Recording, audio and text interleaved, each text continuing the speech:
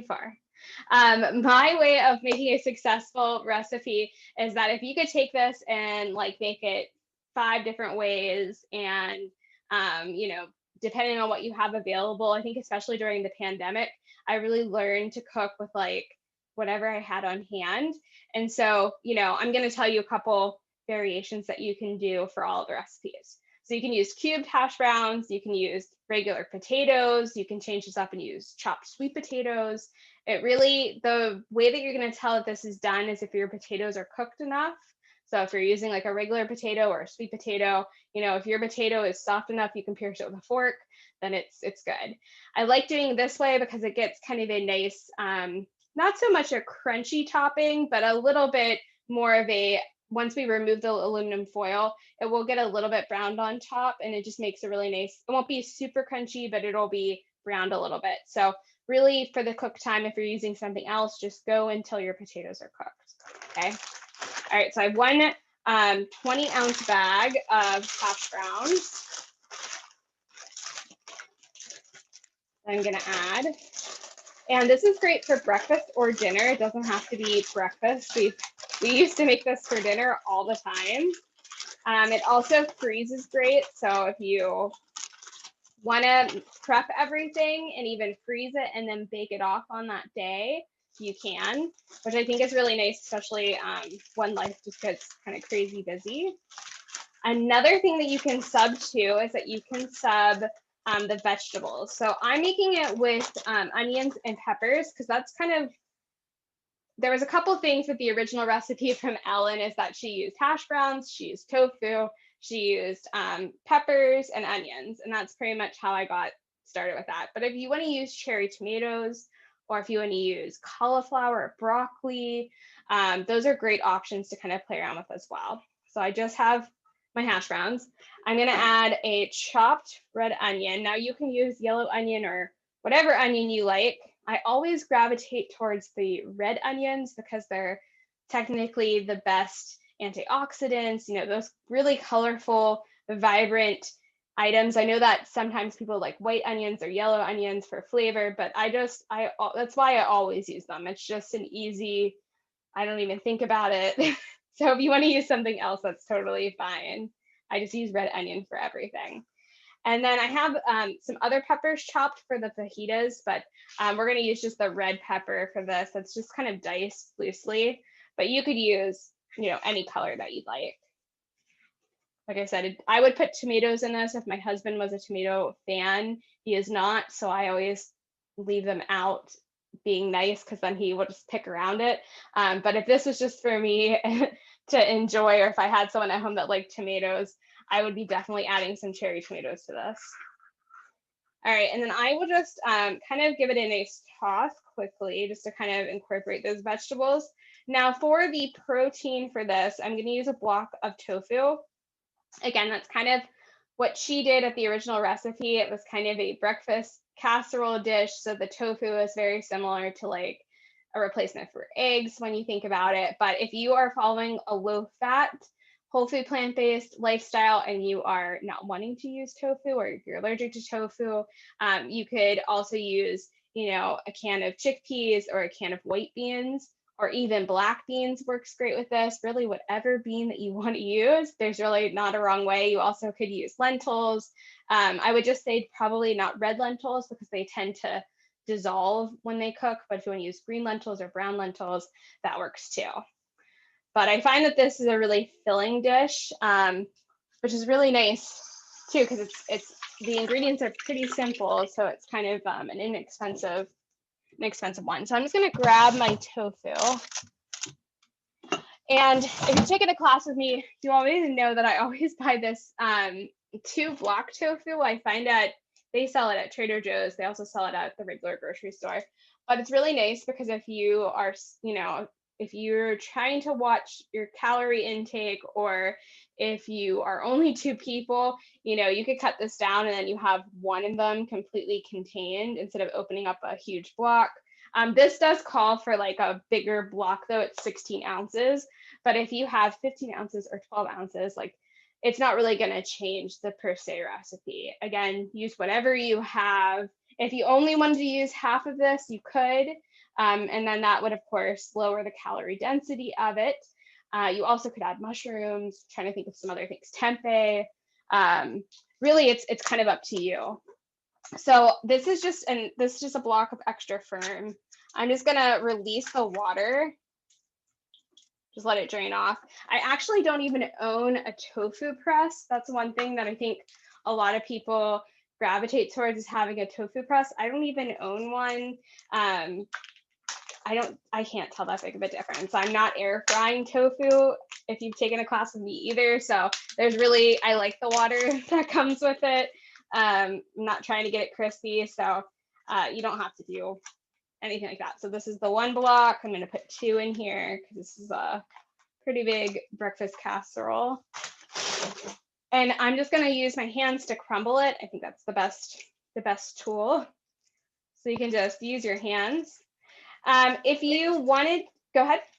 I just had a quick question. Sure. If I've never bought hash browns, do you have to watch for any chemicals that manufacturer might put in to preserve it?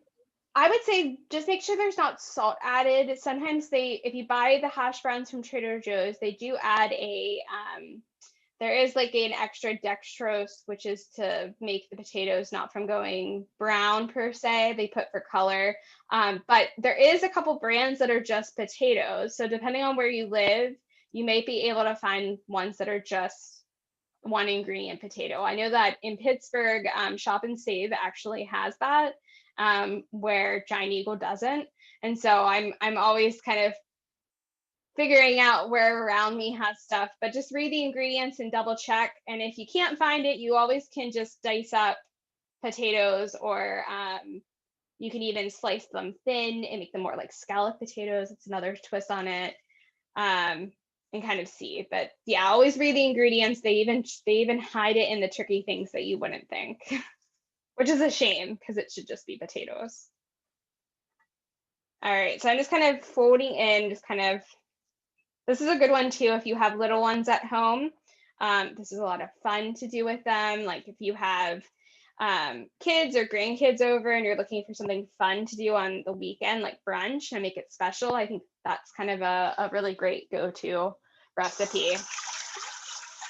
All right, so what we're gonna do is we're gonna make the sauce to pour over top of it. We're gonna put this in the oven. It's easy, it's real quick. So I love this one because it's just really an awesome one. So there was a couple things to do ahead of time. I don't know if people saw it in the Facebook group, and that was to cook the potatoes, just because boiling Yukon Golds takes a couple minutes to do. So I do have mine here ready to go. I'm going to use a Vitamix. You can use any blender. It doesn't have to be this. Because there's some water in this, there's half a cup. It blends really nicely. It's not like a super thick cashewy sauce. So I think that any blender will work for this. Let me just grab a measuring cup.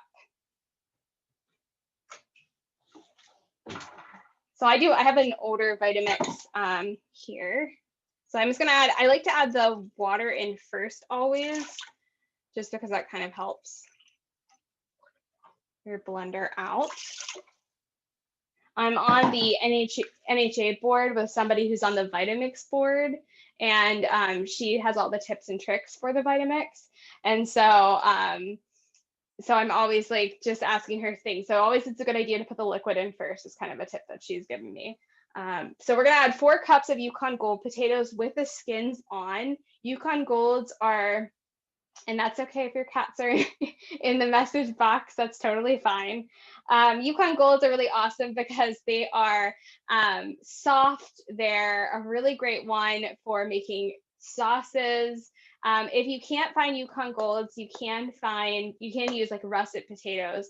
I do suggest taking the skins off of those, or even red potatoes, just because they're a little bit tougher. But if you have Yukon Golds, you can throw them in, fiber and all.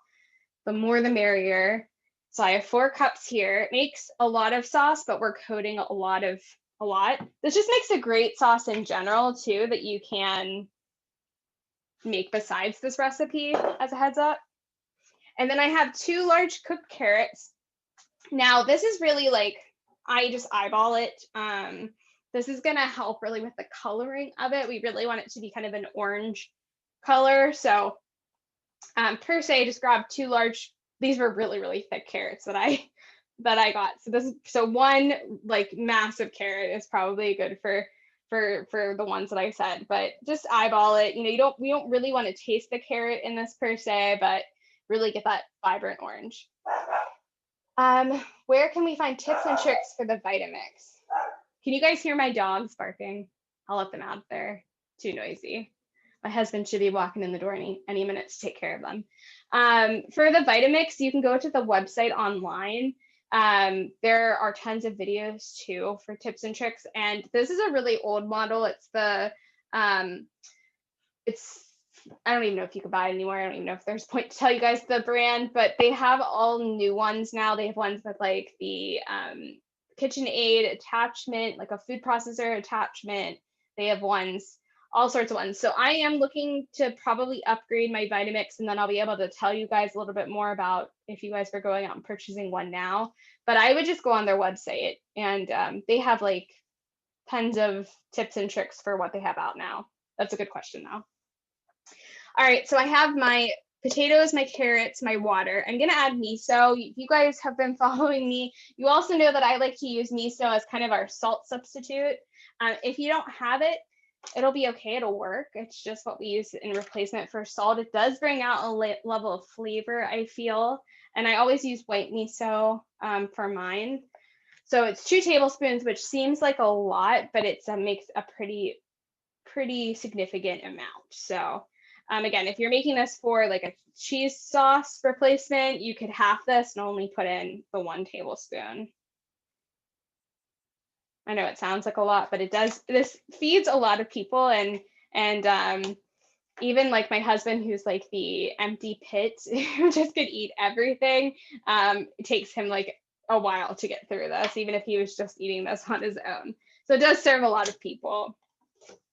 All right, and then I'm gonna grab some onion powder, garlic powder, and smoked paprika for this. You guys get to see my fancy spice, like spice bar that I posted about. I like it so far, so it's been pretty nice. So I'm gonna add some smoked paprika. If you don't have smoked paprika, you could use regular paprika. I always like using smoked though. I think it has a little bit more flavor. Some onion, and pretty much onion, garlic, and smoked paprika are like staples in all of our recipes. If you go to look at the seasonings, it's kind of where I always start. They're some of our favorites. Our Vitamix is the same size as ours. Is it okay to fill it to the top? Yep, that's fine. You're just gonna want to get your tamper out because you're probably gonna push it down. But it should, the potatoes are cooked specifically, don't put them in raw, but it should really be an easy blend for your, it's gonna be thick, but it's not gonna be like a cashew based sauce. So I'm gonna put my lid on now. I'm gonna blend it up, and then we're gonna pour it on top.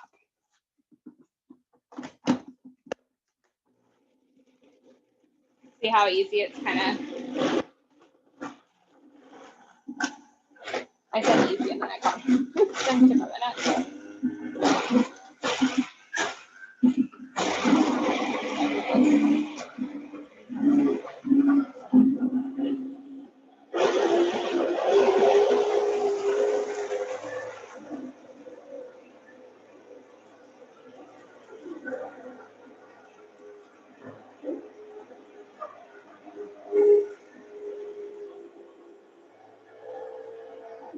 Now, depending on your potato, specifically your carrot, you might need to add a little bit of extra water. So I'm going to add probably 1/4 of a cup, just the extra, just to kind of help everything. I had a really big carrot that they sell at the East End Food Co-op. They were kind of massive. So I'm just going to add that little bit of extra water.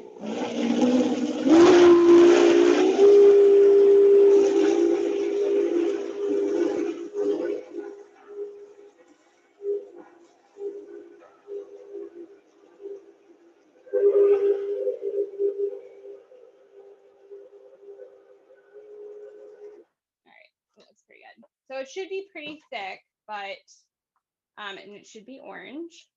It's the coloring that we were going for.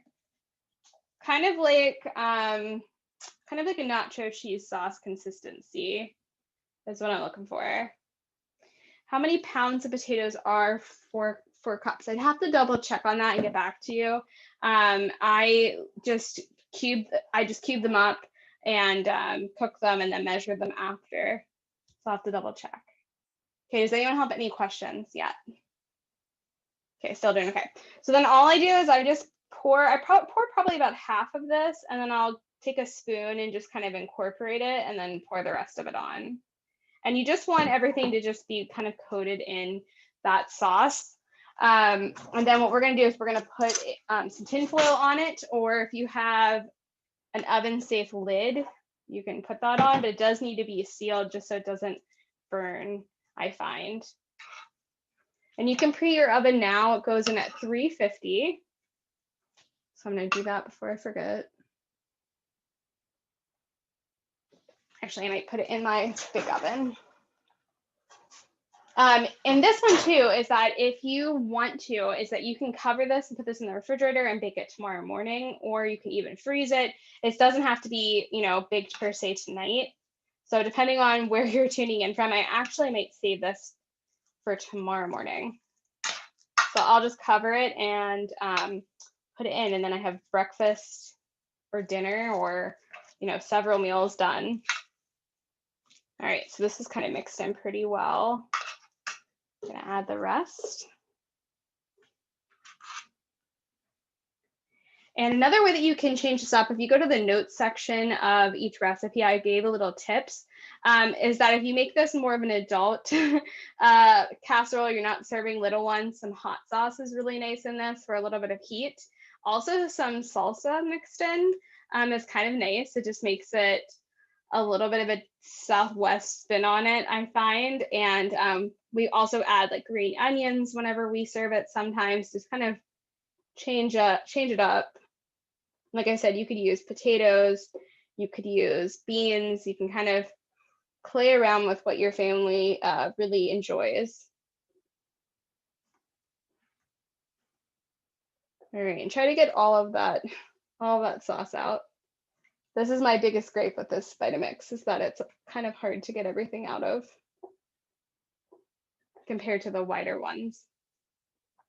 All right, does anyone have any questions yet? Just checking in. Okay, still doing good. All right, so I'm just gonna mix in the rest of it.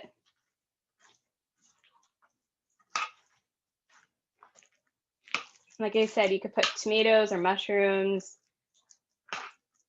I also like to put in like whatever seasonal is kind of nice to have this. I like to serve this warm. So if it comes out, or you're just reheat it, it doesn't take very long. You can reheat it back in the oven, or you can reheat it in the microwave. All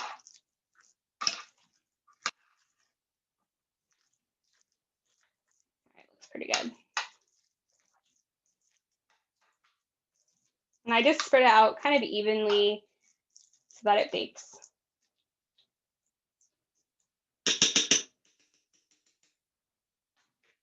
Okay. So it's pretty substantial. It becomes pretty heavy because, like I said, it makes a lot. I would saute. You could saute the mushrooms beforehand and kind of drain off the excess liquid. Or I've done it in the past where you just slice them and put them in raw, and it'll steam in with everything. So it really is kind of up to you. Zucchini is also nice in this if you want to grate some zucchini as an option. And, depending on why you're following a plant-based diet or your goals, like I said, there's always, I kind of in these cooking classes, I always give you tips and tricks to make it more, calorie dilute. And so you could swap out the tofu for beans. White beans are actually really awesome for losing weight specifically, and they kind of go really nice with everything. So white beans might be a great option for you. You could bump up the amount of vegetables in this, add some broccoli or zucchini, or even squash is good, depending on the time of year that you want to make it. And, the cheese sauce technically doesn't have any nuts. Now, if you're going to make this for small children, or maybe you're having like guests come over that aren't plant-based, you might want to put in, make it a cup of water and maybe add in half a cup of cashews. And that will make the sauce even creamier. So there's all these little tips and tricks. And, that's what I keep in mind whenever I serve people, is that, I think about who's coming over, or, if I take things to my in-laws. I have 5 brother-in-laws, and they're all kind of from the age of like 37 and under, and very active guys. And so, sometimes I'll bump it up with the amount of nuts or seeds or something that I put in something for them to make it a little bit more rich or tasting. So just kind of think about that. And it kind of, again, any of these alterations makes it so that nothing ever gets boring, right? That's my whole thing, is that I love to cook, but it's nice to have a recipe you can make a bunch of different ways. So I do put some tinfoil on this just to kind of not let it brown too much. And then I remove it for the last 20 minutes. So, just take a timer and then make sure you just take it off, and make sure your potatoes are cooked. It will get like a nice kind of crust when you remove it, but that's kind of how you know when your stuff's done. It's just that the potatoes are cooked through. All the vegetables will be easily cooked, but especially if you're doing something besides shredded potatoes, sometimes they take a little bit longer. So you can just put this in your refrigerator and save it for tomorrow, whatever you want to do. I'm actually going to go put it over on the side for right now to make room. And I'm going to clean out my blender, and we're going to move to the next one. So everyone's still doing okay? All right. Does anyone have any questions while I'm cleaning out the blender?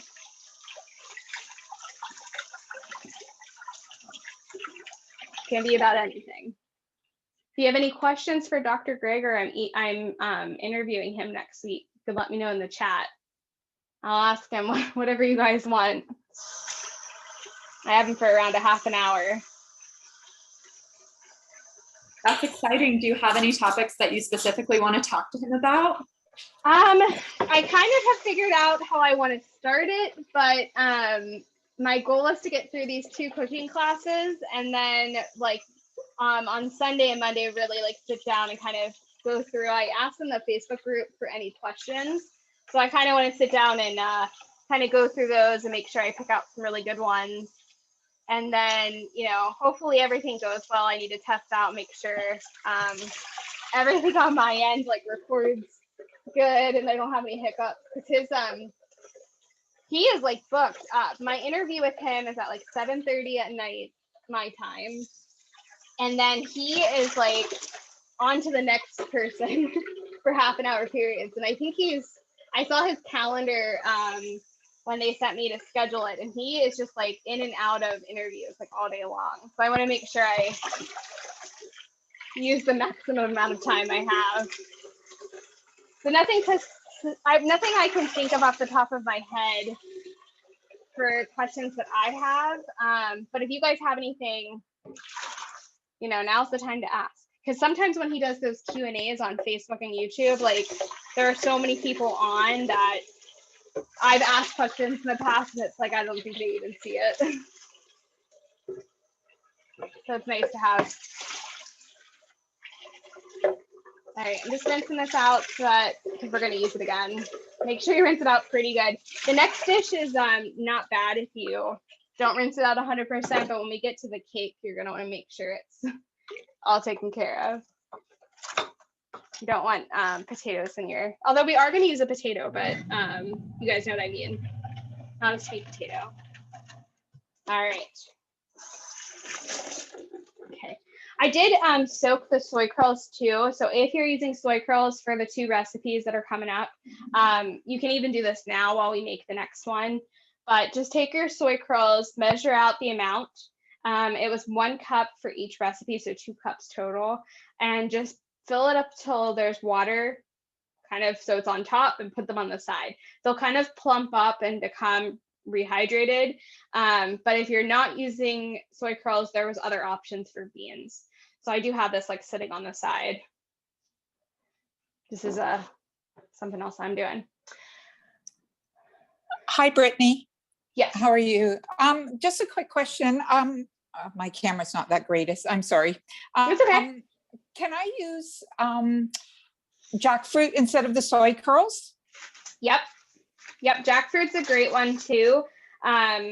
I would suggest that you just want to make sure you rinse it and rinse it and rinse it. That's the only thing with jackfruit, but if you can rinse it really well, it should work perfect.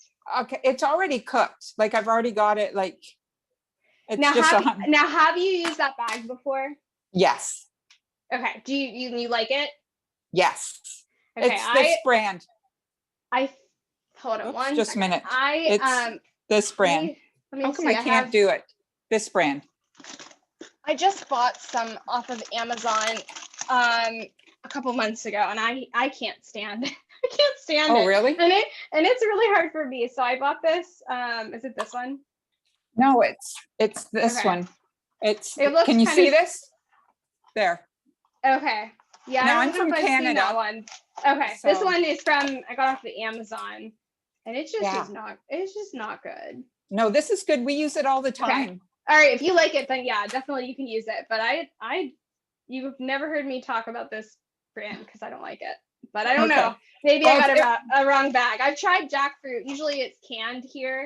Like Trader Joe's sells it canned and some other things. But yeah, if you like it, definitely you can use it. Okay. Just a forewarning if anyone. Don't get that one. All right, so we're gonna make the jalapeno poppers, which I think are so fun. Have any of you guys seen the Good Place show? I think it's on. I don't know if it's on Netflix or Hulu. Kristen Bell is in it. But if anyone's seen the Good Place, I was saying jalapeno poppers, just like Jason from that show weekend to my husband. So I'm not gonna do it for you guys tonight, but it's like stuck in my head now because we're just having so much fun over the weekend talking about it. So if you don't want to use jalapenos because they're spicy, there is a little bit of heat on them. You could use like mini bell peppers or those tiny peppers. They work great with that too. I actually like it with the actual jalapenos because it is kind of a cream cheese that we're making for it, that we're going to stuff it. So it is a really nice balance of creaminess mixed with the hotness. Kind of, if you get all the seeds off, it's not too bad. So I actually go to Trader Joe's and I got 2 bags. They kind of sell them in smaller bags, and 2 bags, it's going to make a lot. 1 jalapeno pepper is 2 technically, because we're going to make them open face. And so you just cut them down, and then I like to leave the little stem on. I don't eat it. I like hold it from that, but I think it looks nice. And I'm just going to give these a quick rinse off because I missed a couple of seeds, and we're going to make the stuffing and stuff them. But if you're making these for kids, if you're weary, if you haven't cooked with jalapenos before, it's something that I haven't done a ton with because I'm not somebody who generally likes a lot of heat, but I think it's fun to try it out. So that's kind of my 2 cents. And that's why I put jalapenos / peppers, because you can find mini ones too. And you will always think of that show on Netflix or Hulu. I don't know if it's on. Somebody let Marcia know in the comment what it's on. It's called The Good Place. It's very funny. Ted Danson's in it. Highly recommend. It was one of the shows we got into at the very beginning of the pandemic. All right, so I'm going to use a tray. Now, this is a air frying basket that came with my Breville Smart Oven Air. I always get questions on it, and I actually just use it in the baking part. I'm not air frying anything. I just really love it because it's so big, and then there's like these little sides. So it's actually like my favorite thing to cook with. But I just have a piece of parchment paper on it. You can use a baking sheet. We're not air frying. If you have this, we're just cooking them. All right, so your oven goes to 350 degrees, and I'm gonna bake these. You put this on so it heats. I'm using my Smart Oven Air just because my regular oven makes my kitchen super hot. And all I'm gonna do is I'm just gonna give these a quick rinse and kind of assemble them. They make a lot for a party. Is kind of what I was thinking about, was that, as everything opens back up and you might be going to parties or having little family get-togethers, something that's fun to serve is the fajita. Everything kind of goes together with this recipe, this group of recipes. The fajitas, this goes great with it. The taquitos that we're gonna make, the the dip that you can make the queso dip with it. So it all kind of, we did a little bit of a Mexican theme on today's recipe, but these are kind of my favorite foods, especially when, you know, we're hosting or I have to bring something somewhere, because they're generally pretty easy. So I'm just putting these all face up, just quickly on my sheet. I measured the soy curls dry, yes. So all the soy curls, just 1 cup for each recipe, can be dry. And if you haven't messed around with soy curls, it's just soybeans that are dehydrated. I know that I posted that in our Facebook group about, you know, some people were concerned about them not being organic. And, you know, while I always buy tofu and tempeh and edamame that's organic, it did make me happy that it was non-GMO that they put on there. And so I can't say that soy curls are something that I eat all the time. One, it's a little bit more pricey, especially because only one company really makes them. And so I have to buy them I usually buy them on Amazon or from their store and kind of in bulk. So I tend to be a little bit more not as freely using them as tofu and tempeh, which like is so easy for me to pick up down the road.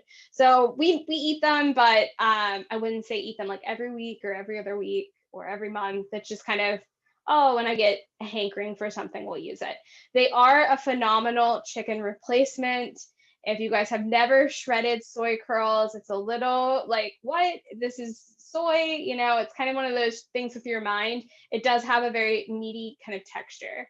Now, if you don't like that, you know, jackfruit might be a good option. And you also could use beans as well.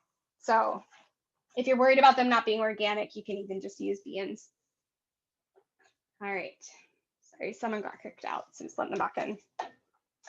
So I'm just gonna kind of scooch it. They can kind of be touching. Doesn't have to be perfect on here. You just want them face up, all the peppers. Another thing too is that if you don't have breadcrumbs, you also could not put breadcrumbs on it. It's not going to make or break the recipe. It'll be fine. And I've also seen some people kind of not make oat flour, but grind up oats a little bit more, not pulverizing them completely, but just maybe like 1 second in the food processor, and you can sprinkle those on top as a breadcrumb replacement. So that could be an option as well if you don't want to use breadcrumbs. I think that the amount of breadcrumbs that you're using on this is not going to, you know, make or break anything. It's a very tiny amount.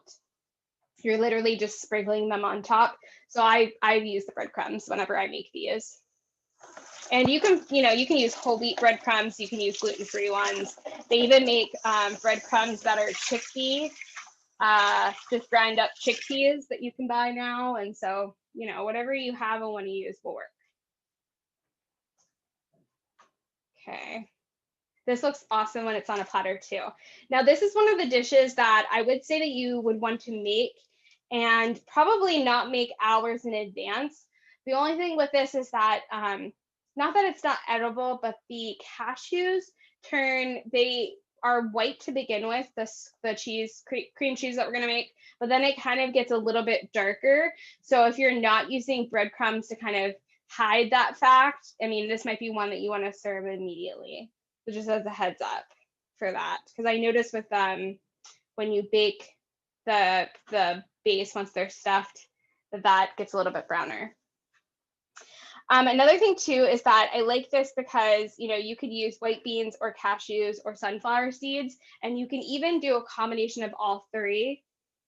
If you're trying to reduce the amount of calories in it, you might want to use all white beans. If you want to make it creamy, you might want to do a combination of 2 or 3, or you might want to do all cashews. So it just kind of depends on what you're doing.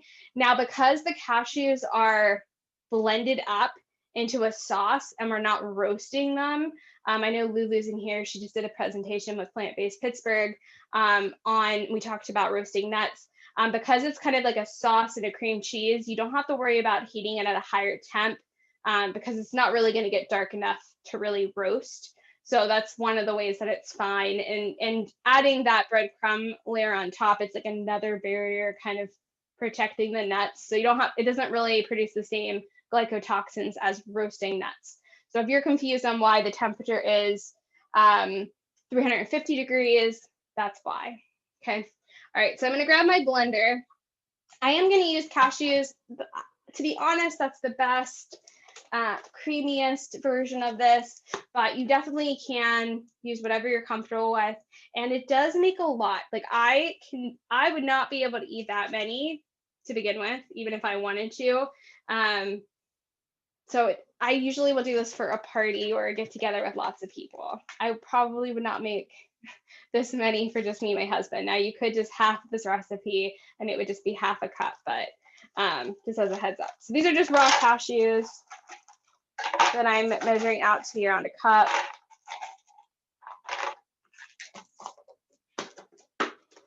Okay. And then up next, I have some miso. So again, that's our salt substitute that we're kind of using. It does add that flavor to it. I get my miso off of Amazon.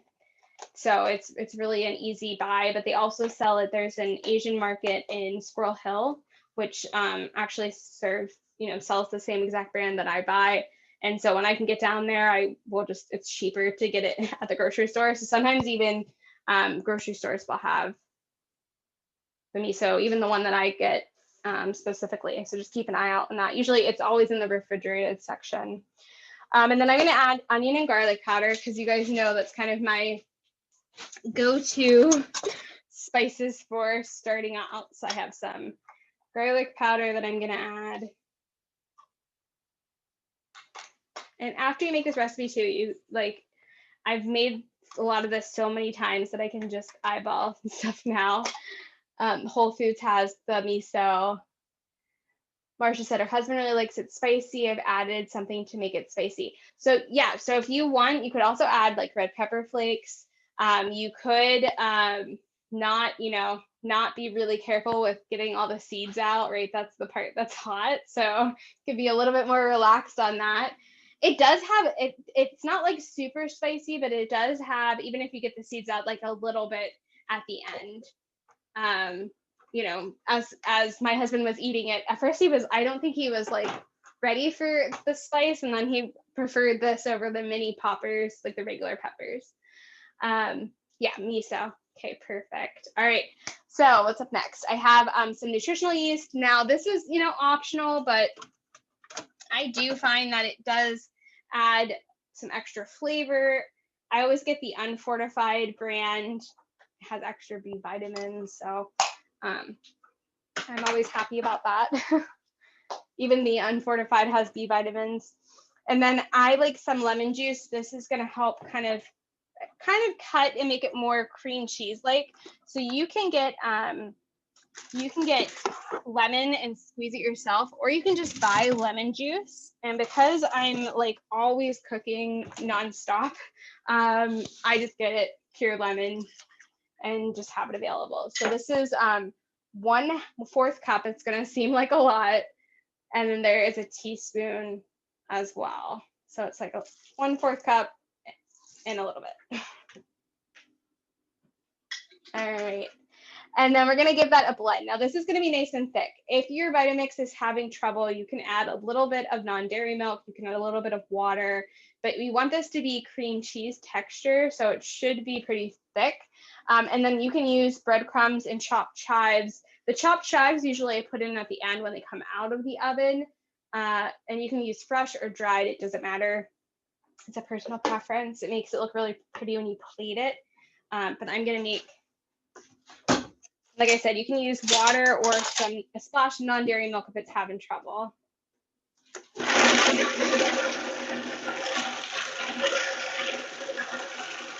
This generally takes about a second to make sure you get all the cashews really blended.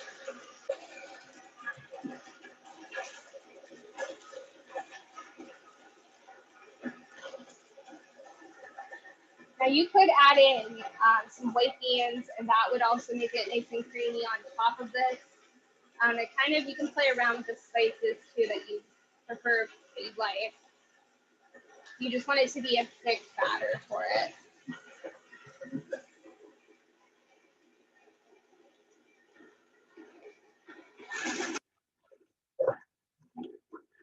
All right. So now what you should do is you should taste it, because it's kind of at the point where you can tweak it, but when you go to bake it, it's kind of too far gone. So taste it, make sure it's what you want. You can see kind of mine. I'm going to grab a spoon and we're going to scoop it into.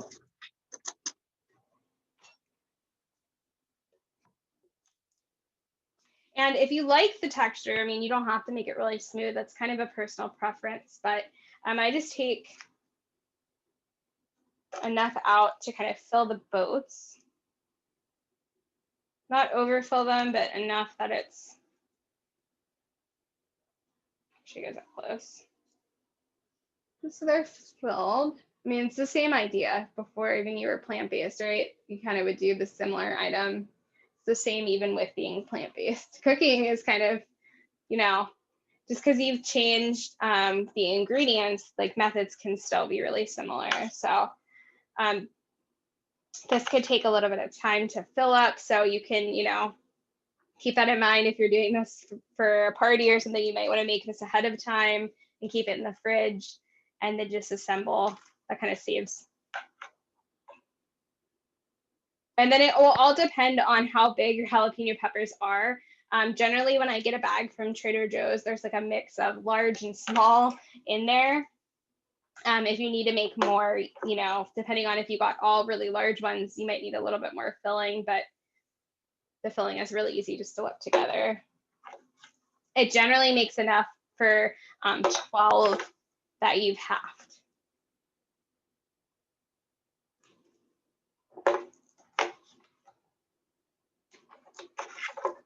Okay, is everyone still doing okay? Does anyone have any questions up until this point? I think this is just fun. This meal is like, it's more like an appetizer than like a meal per se, but it just makes so much fun. I think that this is a great like weekend kind of, you know, you can make this, Marsha, while you watch The Good Place, right? And then you really have a good weekend night.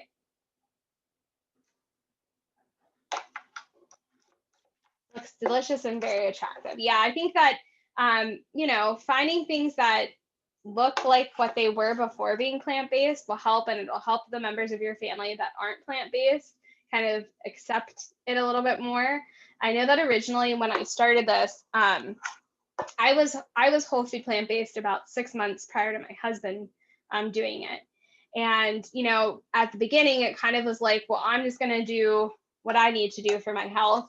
And, you know, I ate one way and he could buy what he wanted to make. And so I just started making the foods, you know, adapting foods that we generally liked for the recipes to be healthier, and then still making it look similar. And then it kind of caught on. So if your Vitamix is having trouble, just add a splash of non-dairy milk or a splash of water. Either one works.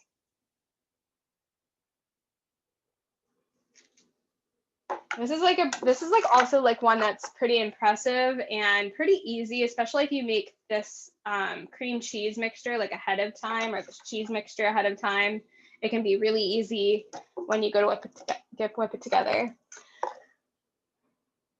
So all of them you can freeze, all of them. The only one that I would say that I probably would make, I wouldn't assemble, is probably this one. So I probably would wait. You could freeze this in the blender, but I would wait till you're ready to like have the party to like buy the fresh jalapenos and then stuff them. That's the only thing I would do. But you know, all of these freeze great. That, especially that one we made, the first one, the breakfast hash brown, that one, you know, you could freeze a bunch of those. And actually, you know, I talked about it last class, but I'm of the age now where a lot of my friends are having babies, and you know, I always like to take them over something after they come home with the baby and drop off dinner. And so that's a really great one just to like have in your freezer and to pull out. And it kind of is, you know, everyone likes it. It's pretty pleasing for potatoes. So I had really big jalapenos this time when I went to go buy them. So I would have to make more filling, but I'm just gonna fill up this one and then I'll make the rest later. So let me take off the ones that I'll fill up after class. I'm gonna just put the breadcrumbs on too. So, you know, I had some, like this one's a pretty massive one. So you might have to make a little bit more of the filling depending on your size, but you can kind of spread them out if you're doing less than the amount I said. Okay. All right, and then what I do is I just sprinkle on breadcrumbs, to be honest. You can like measure out the amount, but it's really easy just to, you know, take your breadcrumbs and just sprinkle them on top. And, you know, you could skip this step, but I do think that it adds a nice browning to it. And again, making things look like how they were before you ate plant-based is kind of a nice, gentle way to go into it with your family. So I just will take some breadcrumbs and just kind of sprinkle them on top. It'll stick to the cream cheese mixture. I'll show you guys this up close. And then they'll go into the oven and bake. Takes around, I think I put 40 minutes. You should see that it gets nice and brown. Your peppers will be soft. It'll be cooked through. That's pretty much the part of it that you want to make sure is done. And then the breadcrumbs should be nice and brown on top. Okay, I'll show you guys that. And then I like to do the chives when they come out. So I can show you guys. Let's show you guys one of them. So they're like just little boats that we've sprinkled with a little bit of breadcrumbs. It's kind of hard to see on camera, but they turn out very nice. The lemon juice I get is, I think it's called Lakewood. I wonder if it's Lakewood in Ohio. I was just talking about that earlier. No, it's Lakewood from Miami, Florida. And it's just pure lemon, not from concentrated. So just 100% lemon. And I just get this just because I cook a lot. It was, you can use fresh squeezed lemon if you have it, but sometimes that's just an easier hack. So this will go into the oven. Because mine were so big, I'd have to make a little bit more filling, but this is ready to go. So I'm just gonna put those in now. The next two recipes are very similar, so it's kind of awesome that, you know, we ended up putting them back to back to kind of go well together. So I'm just gonna put these guys. And if I wanted to not make it tonight, I could just cut these in half and stick these in the refrigerator and do this tomorrow. That's another option too. So I'm always about like hacks for when if you're having a party or if you're hosting a party or if you need something that's easy, you could cut these in half, make everything and then assemble and bake the day of. So that's just, you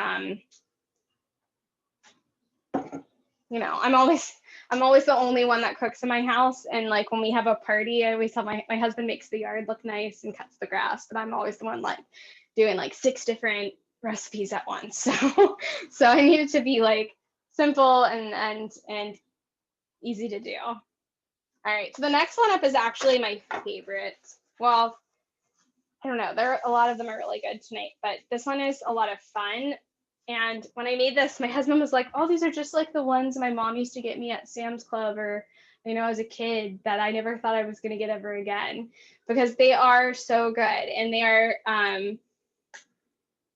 they're just so fun. I feel like if you have kids or if you want a special, like I said, a special little like weekend night, these are just easy and simple and you could do it lots of different ways. And the dipping sauce is so good on like everything. It doesn't have to necessarily be to dip these in. We were using it on like, it makes a lot. It's a generous amount of dipping sauce for these, but we put them on the fajitas. We ate them, I'm trying to think, he ate them with rice. It's just a really great different kind of queso dip. Okay, that's cleaned up pretty good.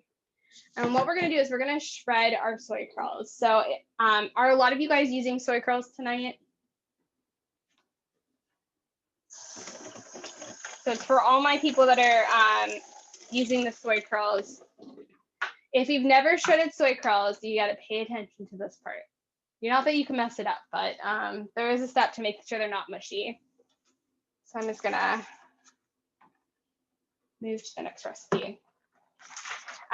So I put 2 cups of soy curls in because you're just gonna rehydrate both of them for both recipes. So I'm gonna take half of what you see. It's 1 cup. Okay, and you buy them on only really one company makes soy curls. It's Butler Soy Curls, and so you can buy them on Amazon. You generally have to buy a pack of 3. I think they're like $9 a pack. And I do suggest it's cheaper to buy them from their website directly, but you have to buy it in bulk. And if you don't even know if you like them, just go on Amazon and get the 3-pack to try it first. The expiration date is pretty long because they're dehydrated. You can use, I even put in here mushrooms. That's great too. But if you also want to use jackfruit, you could just not use anything and just make the black beans or pinto beans spread. It'll work with that. That's kind of what pastes to hold it together. So this is kind of optional. These are kind of like a chicken version with the soy curls. So if you're doing soy curls for the first time, they're sitting in water. Another good idea too, is this is not per se to this recipe, but you can flavor the water, if you wanted to, and then let it sit in it or put vegetable broth or something like that. I like to put it in plain water. I like to drain them. Get like the majority, they're gonna still be wet, so just get the majority of the water out. And then I'm gonna put them in, I'm gonna grab about half of them just to show you guys, because this is from half of the recipe. Okay, that looks good. And they plump up, like I'll show you guys what they started with. So they come in this like little bag that you'll get. And all it is dehydrated soybeans. So actually this is, when you talk about processing soy, it goes edamame, and then it would go soy curls, and then it would go tempeh, and then it would go tofu. So tofu is actually the most processed out of all of these. We're making the taquitos with the queso sauce right now, as the recipe we're on. Someone just asked. So you can buy these from Butler Soy Curls, and they're, it's just dehydrated soy. I'm gonna try to figure out how to make them. I know I posted that on Facebook. It's gonna be my summer challenge of how to make these at home with soybeans. But they really do weirdly taste like, they don't really taste like anything. You still have to flavor it. Just like if you had tofu, you still have to flavor it with something, but it weirdly has the texture of what chicken would be. So what you do is you just put the soy curls however much you want to use, cover it with water, let it sit for like 10 minutes, and it'll plump back up. So like all of a sudden it kind of becomes rehydrated. And then now, since it's like still kind of wet, you can add all of your seasonings and it'll stick to it. So that's kind of my tip for anything. You can make, if you wanted to do barbecue sauce, if you wanted to add black pepper soy curls, if you wanted to do Cajun ones, whatever you want, add your seasonings now because it'll stick to it. So I think it's fun. I think great. Dr. Grieger has it in his new cookbook. I believe he has a recipe with soy curls. I've heard him talk about how, soy curls are okay.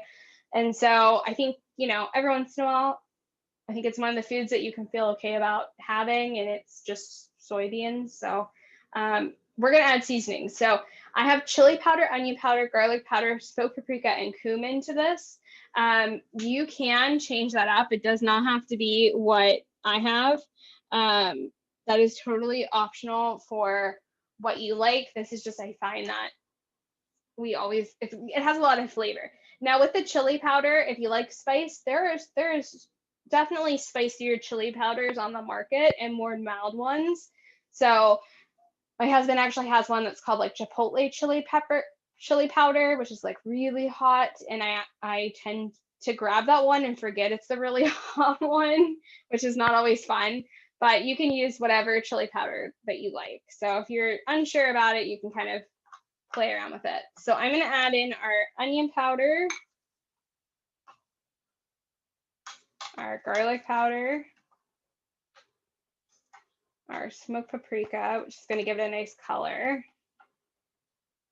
I do like a little bit of cumin. It's probably because my husband is Syrian, so like cumin goes on everything. Cumin and black pepper, like I am always repurchasing it because it always goes out. And then I'm going to add a little bit of chili powder. And I'm going to grab the right one because last time I grabbed his chili powder and it was so spicy. There it is. There's mine. So you can find ones that are a little bit milder on the market. 1 cup dried soy curls, yes. Okay, a little bit of chili powder. And then because it's wet, what you can do is you can kind of take your hands and just massage those spices into it.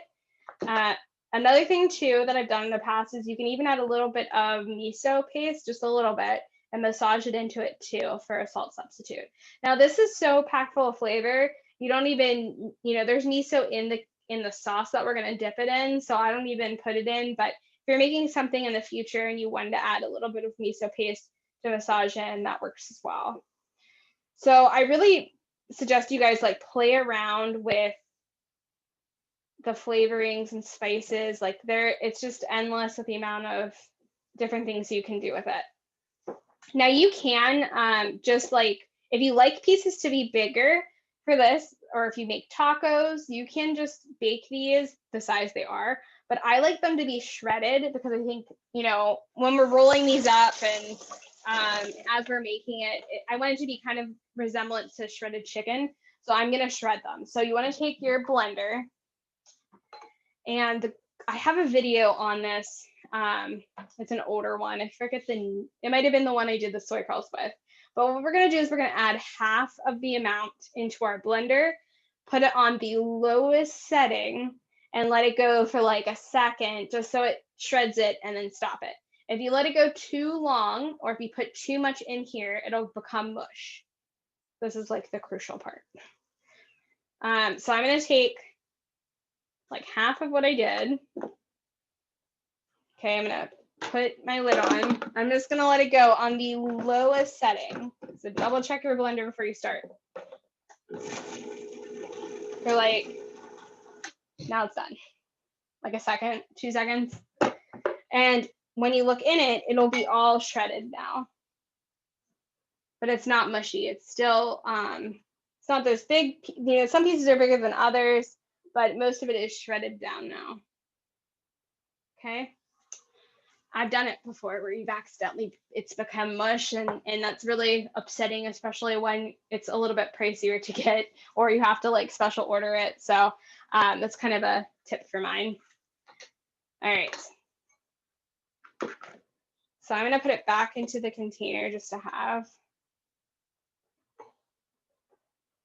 I think it's worth the extra step, especially for this recipe, because, I don't really want like those mine were really big pieces. Now you can even do like, I know some people like fish tacos. You could put like some kind of an Old Bay seasoning similar to that with your soy curls and kind of make your own soy curl fish tacos. I mean, the amount of possibilities that this is like so many things. We've made, you can dehydrate it even longer and make kind of like your own kind of like little pieces of jerky. There's a lot of fun to be had with it. We have a couple recipes. I don't know if I had it up, but at the beginning of me starting our channel, I came out with an Irish stew that had like, I think it was called like Guinness Irish stew. I don't know if I still have it up or if I took it down. But for some St. Patrick's Day, I used soy curls in that at the beginning of me starting. So I think it's something that if you want to experiment with, it can be a really great transition food too for family members that are like having a hard time. Oh, see, I wasn't paying attention. Let it go a little long. If you're letting family members that are transitioning and having a hard time getting away from like that meaty texture. Yeah, all the soy curls. If you're in our private membership, for May, I came out with a gyro taco and we used soy curls in that, and that's pretty phenomenal. I was in Epcot in 2018, trying to think of the year, and I went for we went to Epcot and it ended up being the Wine and Food Festival, and they had like 3 things that were vegan, and we ended up getting one of them that year, and they had like these gyro nachos, and I was like, I can make this at home, and then I just figured it out like not too long ago. So that was a really good one with soy curls. You haven't made that one. All right. So now you pretty much have kind of like your shredded meat substitute, right? Okay. Because my blender is already messy with it, what I'm gonna do is I'm just gonna shred the rest of it. You can also, shred and then put whatever seasonings on. I kind of did it, you can do it either way. So I'm gonna add the other part for the fajitas that I'm gonna use, and I'm just gonna shred it while my blender is already, so I don't have to clean it out again. So this is for the fajitas I'm just doing now.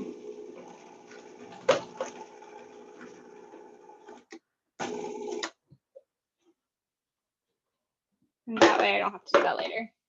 All right, is everyone still doing all right? The nachos were incredible. Good. The nachos are like, that one is so, I've been lately on the kick for like, what do you want to make like date night special or like family fun day special on the weekends?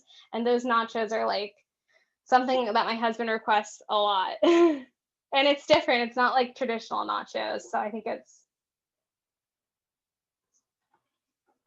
there is no reason why being whole food plant-based SOS free needs to be boring or limited, or, that's kind of my philosophy with this lifestyle, is that, there's no reason you're not missing out on anything. You can still enjoy good food and have your health at the same time. So it's kind of my mantra for it.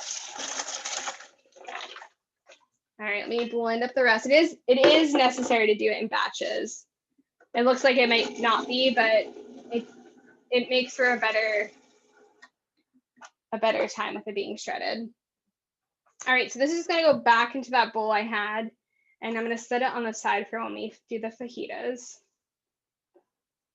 All right, everyone's still doing all right. I always say my Thursday class that I have, this first round, is always so much quieter than Saturday.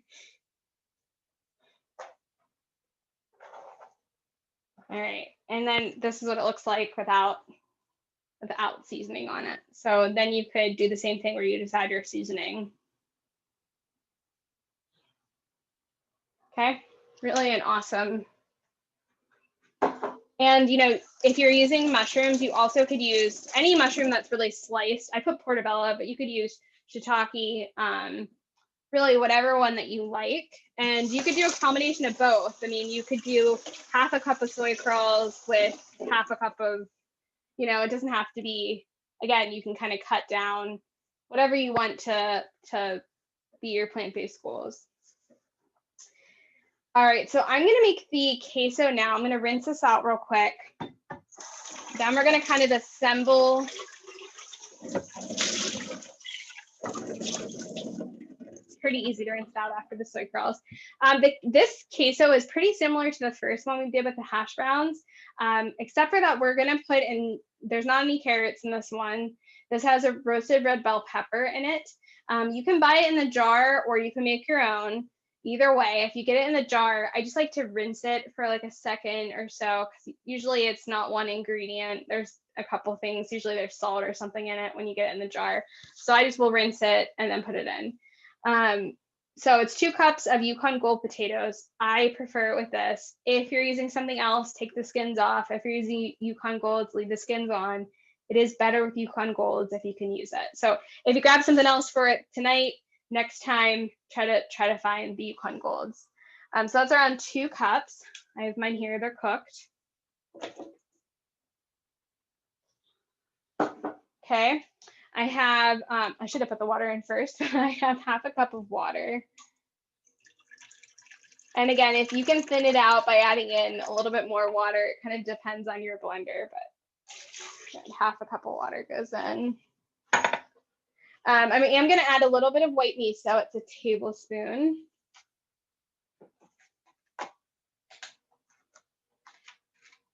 This is really to dip these in, but you will want to put this on like lots of different things. If you haven't made our nacho cheese sauce recipe, that one is a little bit of a sharper.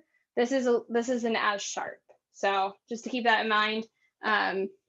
Both are really good, but it's just once you make either one, there are so many plant-based sauce recipes out there, but this one I promise you will be a hit. Oh, I'm so glad, Sue, you're enjoying it. Okay. All right, and then I do have a tiny bit of cashews. It is worth it. It is 1/4 cup for a whole big thing. So even if you ate half that amount, you know, you're only getting in 2 tablespoons. It's not very much. So if you aren't allergic to cashews, I say use it. 1/4 cup, which is about that. I mean, it's not very much, but it does make it a little bit creamier, okay? You could just leave it out and it'll still work and be delicious, but I do think it's good with it. And then I have a little bit of nutritional yeast. If you don't have it, it would still work without, but. Brittany, I'm allergic to cashews. Can I put in a substitute like white beans or something, or should I just leave it out? I probably wouldn't even bother unless you have a can of white beans like open, since it's such a small amount. If you have it available, you can use it. I have some left over because we just used the white beans and the other. Yeah, then you can definitely use it for this recipe. And another sub, if you're looking for something that will make it more creamy and you don't want to use white beans, is in the future, you could always use sunflower seeds. So I thought those too. So it's up to you, whatever you want. I used cauliflower. And or you can, yeah, whatever you have available. Those are some pretty easy hacks on, you know, it's 1/4 cup. So I wouldn't necessarily like go out of my way such a small amount. So you could just leave it out. But if you have something like already open, you know, I think it's easy. And then you can change it up too. I think the biggest thing with being whole food plant-based is to have variety. We get stuck in eating patterns. Most times we eat similar things, but even if you change it up from like, you know, this time I make it with white beans, next time I make it with cauliflower, next time I make it with sunflower seeds. It's just another way of getting like a different diverse. You want to have as much diversity in your plant-based. I forget what Dr. Wilby talked about, but it might have been like having 30 different plants in your diet, you know. So I mean, I think that try it out all different ways, right? Okay. All right, I'm gonna get my roasted red bell pepper. I'm gonna use it from a jar, but I am gonna rinse it. And I just buy it from a jar, but one way to make it not go moldy is to refill it up with water after. And so if you let any of your peppers like stick out and then the water's down here, it will go bad so much quicker. So I just take it and fill it up back up with water. Just a little tip. And then, you know, just try to find I like to try to find like a larger piece, but kind of helps with making it more like of that queso flavor.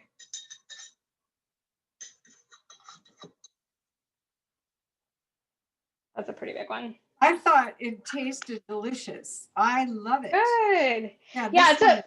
It's a fun another sauce recipe for you guys to play around with, and it doesn't have to be just with this recipe. I mean, we put it on rice, we put it on trying to think of what else we had with tacos one night. Literally you could dip it pretty much in anything. So just because it's for this recipe, keep it in your mind for next time you need one. All right, and then we are going to blend. So, and then I just store it in a container and keep it in the fridge. It'll last for around 5 days, you know, 7 pushing it, but around 5 days I find. And I buy like wide mouth mason jars and just get lids and keep all of my sauces in it.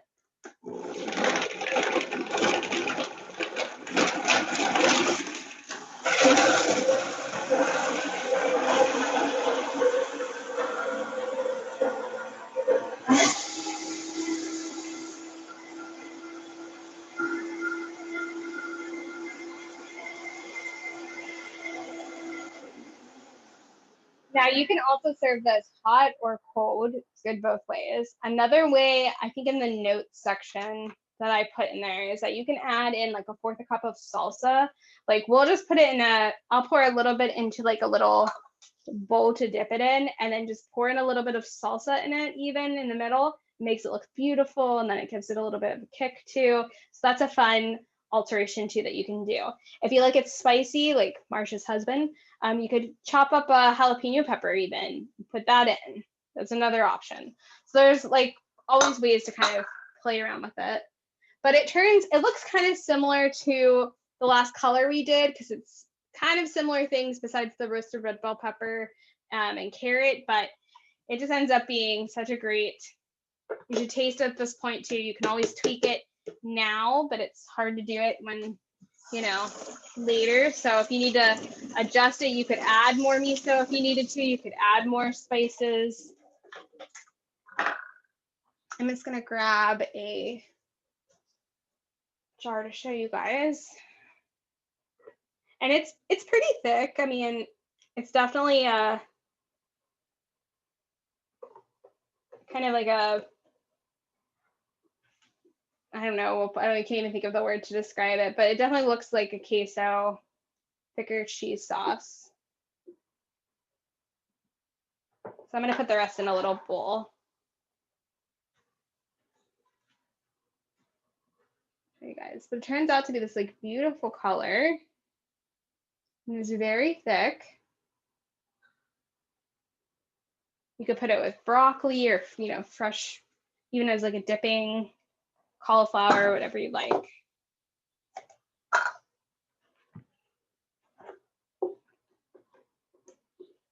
All right, how are we doing on time? All right, so what we're gonna do now is we're gonna move kind of quickly through the next one. I'm gonna kind of show you how to assemble it, but then I'm gonna move on to the fajitas. The tip with making these stay is to heat them for a couple seconds on each side on a skillet. And that'll make sure that the corn tortillas don't break. I know a lot of people, I didn't mention it in the enchiladas recipe, and I should have, but a lot of people that had trouble with the enchiladas recipe breaking was mainly because you didn't heat it prior. So that's just a little tip, is that I kind of make a station of it when I work with this, is that I'm gonna blend up my beans in a high-speed blender, kind of to make like a refried beans, which we're gonna make like a paste, and then I add my soy curls, and then I wrap it and put seam side down, but cooking just for a second or so on the stove top to warm it will make your corn tortillas like more flexible. So that's kind of a unspoken rule. If you're gonna make the enchiladas lasagna, that's always a good idea. Or really anything. I even think like when I make tacos, it just makes it a little bit easier to move. Now I buy my corn tortillas. You can make them from scratch. It is time consuming. I just buy them. I actually find ours at Trader Joe's. It's 3 ingredients: corn, water, and lime. But it's really easy to find. I feel like most grocery stores probably carry a version of it. But just to make our refried beans, what I'm gonna do is just blend up some black beans or pinto beans. Now I always use black beans because my husband, for some reason, doesn't eat pinto beans. I don't know why. I always have to remember that and do it with black beans, but you could do it, with whatever bean that you like. I feel like pinto beans are probably more traditionally based for this, but you could also do a combination. We talk about having variety and having as many plants as possible. You could do 1/2 cup of each, It's kind of up to you. So I just took, these are no salt added beans that I get at the grocery store. I'm just gonna give them a quick rinse. Now you can blend like the entire can. You're just gonna have like leftovers. You only really needs around a cup. So it's up to you if you wanna make life easy and just blend the whole and save some. You know, you can make more the next day. Generally that's what I do. But for around 12 of them, it only takes about 1 cup of beans. Because we're just really using this as a paste to make the soy curls stick. Okay, just a quick rinse. Doesn't have to be anything crazy. And I'm just gonna add them around a cup. Pretty much until your blade is like covered is how I kind of eyeball that it's enough. Because they're wet from us rinsing it and being in the can, they'll make a paste really easily. You don't have to add anything extra. You could season them if you wanted to. That's kind of optional.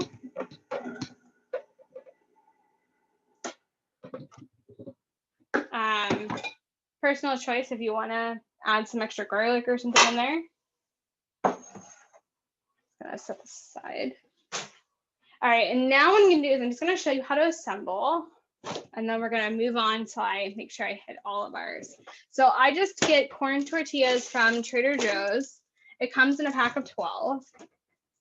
They are generally not in the refrigerated section. They're usually kept like inside the bread, is where I find ours. And they're only white corn, water, and lime. Okay, I just get a packet of these. And what I do is I'll just dry heat saute them. So I'm just gonna put 1 of these guys on my frying pan. Nothing else is on it, it's dry. I'm gonna put the heat to high. And I'm just gonna let it sit there for like a second. And what you can do now is while that's heating up is you can make an assembly line. So you wanna get a parchment lined baking dish.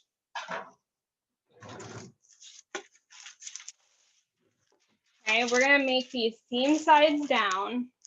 And if you make an assembly line, it kind of goes a little bit quicker, just to show. Usually I'm like able to crank out all 12 of these pretty quickly. Some beans to use as paste. All right, I'm gonna flip it to the other side. It happens really, it doesn't take long. We're not really like cooking it per se. We're just making it flexible to work with is what we're going for. Okay, and yeah, Marcia finds hers above the meat counter. So yeah, just check. I know at the Pittsburgh Co-op, they sometimes have them at like in the refrigerated frozen section. It's actually they're frozen when you buy them. So it just depends. You just kind of have to hunt around. Just look to see that their ingredients are pretty minimal, but most places have it. All right, so it should be good now. So while one comes off, I put the other one on. So I'll just grab the fresh one. I'll go throw it on my pan, let that kind of heat up. So now that it's like not going to break on me, it's a little bit more flexible. I just will take, as I drop it, I'll take a spoonful of the black beans that I've made into like more refried beans. I'll mash it in the middle. You can use as much as you want. Okay, I have some mash in the middle. Then I'll take those shredded soy curls that we flavored, put that on there. And then what I do is it should fold without breaking. I just fold it down, as pretty tight. Seam side goes down. So now this guy will flip and go down.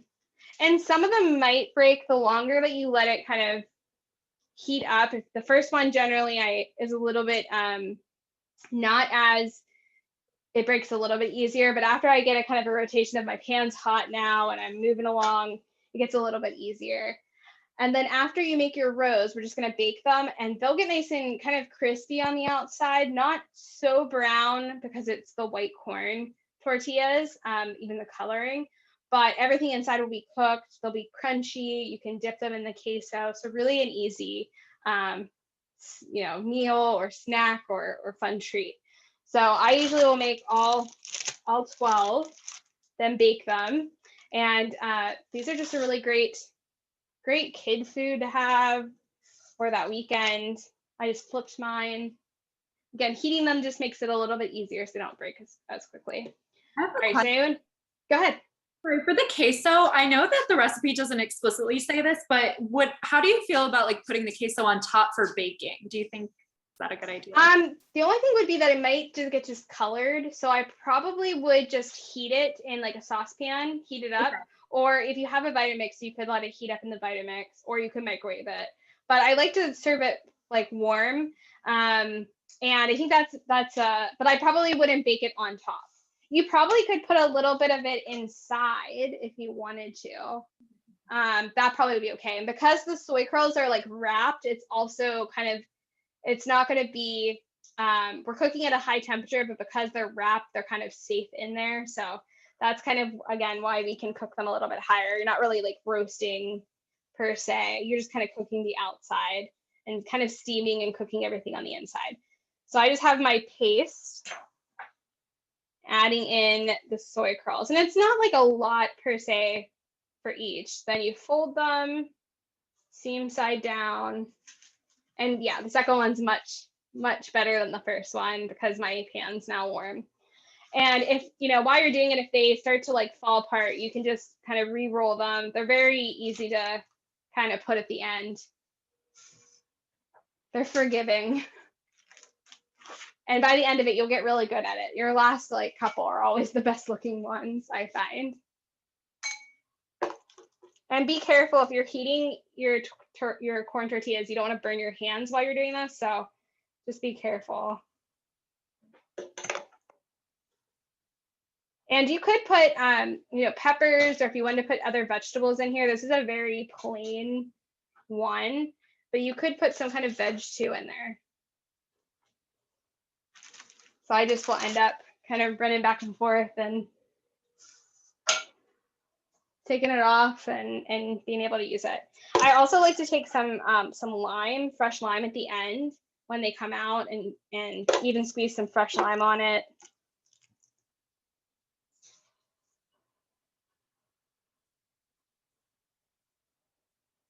I'll do a couple more and then I'll move on to the fajitas just so we save time. No, I would probably put the mushrooms in raw and they'll cook with it. You don't want to really overcook it where it becomes, too cooked. So everything, it's going to steam while it bakes. So I would put them in raw. Okay, does anyone have any other questions? I had a question. I wanted to know how long they last in the fridge for. Around 5 to 6 days is what I would say. Now, they have never lasted that long in my house. This is a hot commodity here. They do get eaten very quickly. And so, it generally doesn't stay that long here, but around 5 to 6 days. All right, and then I just roll it. So after they reheat, you can take them, if you're ready to reheat them, you can put them in the refrigerator in an air-sealed container. And then you can just pop them back into the oven just for a couple minutes, just so that it gets kind of warmed up per se, or crispy again. So that's kind of my best. I wouldn't air fry these per se, because again, you don't really want to air fry tofu or soy. So I just kind of pop them back in for a couple minutes just to get warm.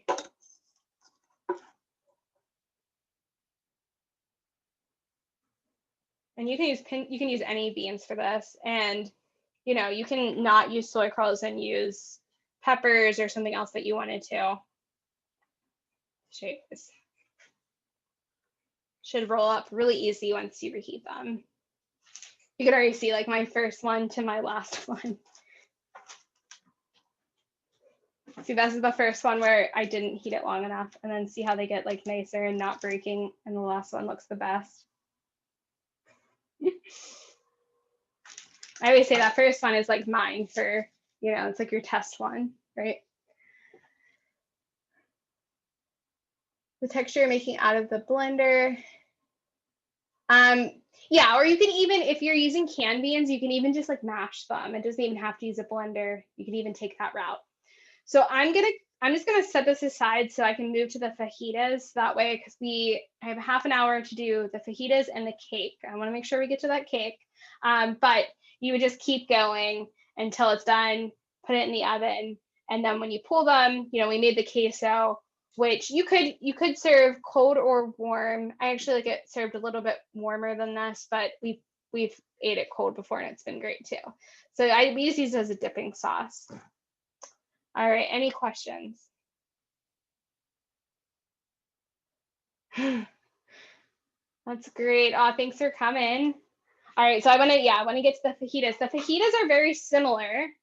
Now, if you're in like weight loss mode, or if you're trying to lose weight, using corn tortillas is more of a processed food technically, right? It's not corn per se, it's corn that they've taken out the water.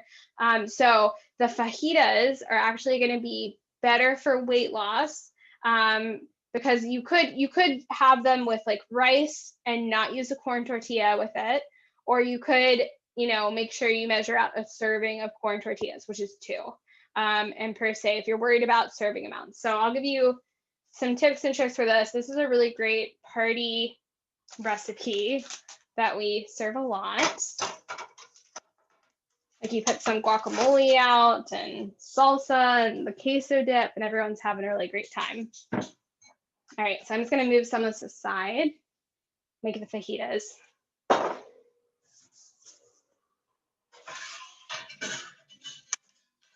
Grab my, your jalapeno poppers should be done. They have like a minute left if you guys were making those with me. That my oven's about to. So I'm just gonna get a baking sheet lined with parchment paper. You can use, you know, even a casserole dish is great for this. It really kind of up to you.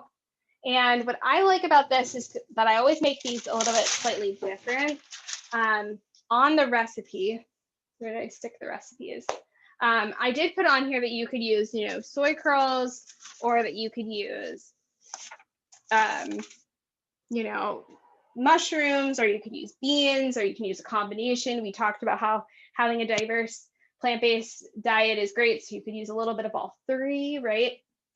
I like this because, you know, this is really easy. Sheet pan fajitas. You just make this. You can make your whole grain and like you have dinner. And if you made the queso dip, you could eat it with queso dip too. So it's really simple. So we are going to season your mushrooms or your beans or your soy curls, whatever you wanted to have. It's kind of the same seasoning. It actually is the exact same seasoning because it has that same same taste that we're looking for. So it's a little bit of chili powder, and then I have cumin, onion powder, garlic powder, and I put a little bit of smoked paprika. If you're serving this to kids, you might want to go light on the chili powder, right? We talked about that. And, you know, you don't have to use portobello. It can be shiitake, whatever's sliced works great. I'll show you guys what I actually bought at the grocery store. Now, these are good without the soy curls, with the soy curls. Like I said, the combination is kind of nice to kind of whip together, but it comes together really fast. You'll see that this only takes much less time than the last recipe. I'm gonna pull my jalapeno poppers out of the oven because they just rang. Okay, everyone, poppers came out yummy. That's great. Like all of this food tonight was very much like party. I don't know what I was channeling when I wrote the recipes, but very much like party. So they do get nice and brown on top from those breadcrumbs, right? And then I would plate them real nice and add some chives to them. Fresh or dried works great. I have a huge bag of dried chives. So I've been We've been putting chives on everything. All right, so I have my seasonings here. So I just do like a little toss, and we shredded those earlier. And then it's really just a dump onto your baking sheet, which, you know, everyone's busy, and I can even put some black beans. If I have some black beans left over, we'll add those in there too. Add that with the seasoning. And then what I like to do is I like to add in, you know, I like to slice my peppers to be more fajita style. So it's real easy, guys. You just like literally toss everything in a big pile, shake through the seasoning, bake, and then you're ready to go. So I have some onions. I used up all of the red, I guess I used all of the onion I had earlier, but you could add some onions. Right, give it a nice toss. This is like when work is like crazy and you just need something for dinner and you don't want to spend a lot of time. Right, the longest it should take is like cutting your peppers. And then when we serve it, depending on, you know, I'll eat this with some kind of whole grain. I'll eat this with quinoa or brown rice, or even bulgur wheat, or whatever grain that I kind of switch out the grains I'm having every day. Farro, even oat groats. If you haven't made oat groats, I have a recipe of how to make it like rice. So I always have oats for breakfast. So I don't usually have oats as a grain because I've already done it for the day, but oat groats are great. And so I'll just have this take a scoop of this out on top of my whole grain once it's baked. And like I said, you can put it with our queso. You could make our sour cream. You know, you could add some salsa. Salsa would be even less calories for calorie density. My husband will always take some corn tortillas and we'll heat them just like we did for the Tostitos, is that you can heat them to make them soft, put them kind of in a basket, and then we like to do family style, where you can just take even like serving tongs and just take a scoop out, and then you have fajita tacos, right? So it's kind of such a great easy hack for dinner. So they're similar recipes, but you know, we'll serve it with lime, and it makes for a really nice dinner that makes it look like you put a lot of effort into it, but really this one is like super easy that anyone can do. And you have, you know, taco, what is it, Taco Tuesday night was never easier, right? But more fajita style. So this will go, I just kind of spread it out slightly. You don't want like a big mountain of it. Spread it out pretty good. And then this will go into the oven at 250 degrees. Because the soy curls are in this, and because they're not wrapped in like safely tucked into anything, we want to cook this at a much lower heat because we don't want to roast our soy curls. So that's the difference of the one recipe with soy curls can be a little bit higher. This one, because it's kind of all exposed, it's better to bake it at a lower temperature for longer, and that way we're not, you know, producing any glycotoxins more than we have to. You really want to avoid, like, every time I see people like crispy things, I'm always like, you know, because it's kind of taking a healthy food and making it less healthy. You really don't want to burn anything and roast anything. So we're just kind of steaming everything together, making sure the peppers are cooked through, right? That's the main part, and it's ready. So this does take around 20 minutes is what I would say, is that it doesn't take long because, you know, especially if you're using canned beans, cooked beans, that's already cooked. We're really just heating everything through. So this will go in the oven. All right, we're gonna get onto that cake. I know, everyone's waiting for the cake. I have 20 minutes left. We're gonna get to the cake. Now this cake was inspired by Starbucks's lemon pound like loaf bar, right? I don't know. I actually never had it because so it's one of the things I didn't eat before I was plant-based. But I've always seen it and heard people talk about it. So when I was making this recipe, that's kind of where I went with it. So that's what I'm going to get everything out for that. Now, this can be a gluten-free cake. It's kind of up to you for the flouring. I do use oat flour and I use whole wheat flour. If you want to use, you know, gluten-free flour, You want to use buckwheat flour. I usually always have oat flour and buckwheat flour for if I'm making cakes gluten-free. I find that makes a really nice combination of flavor.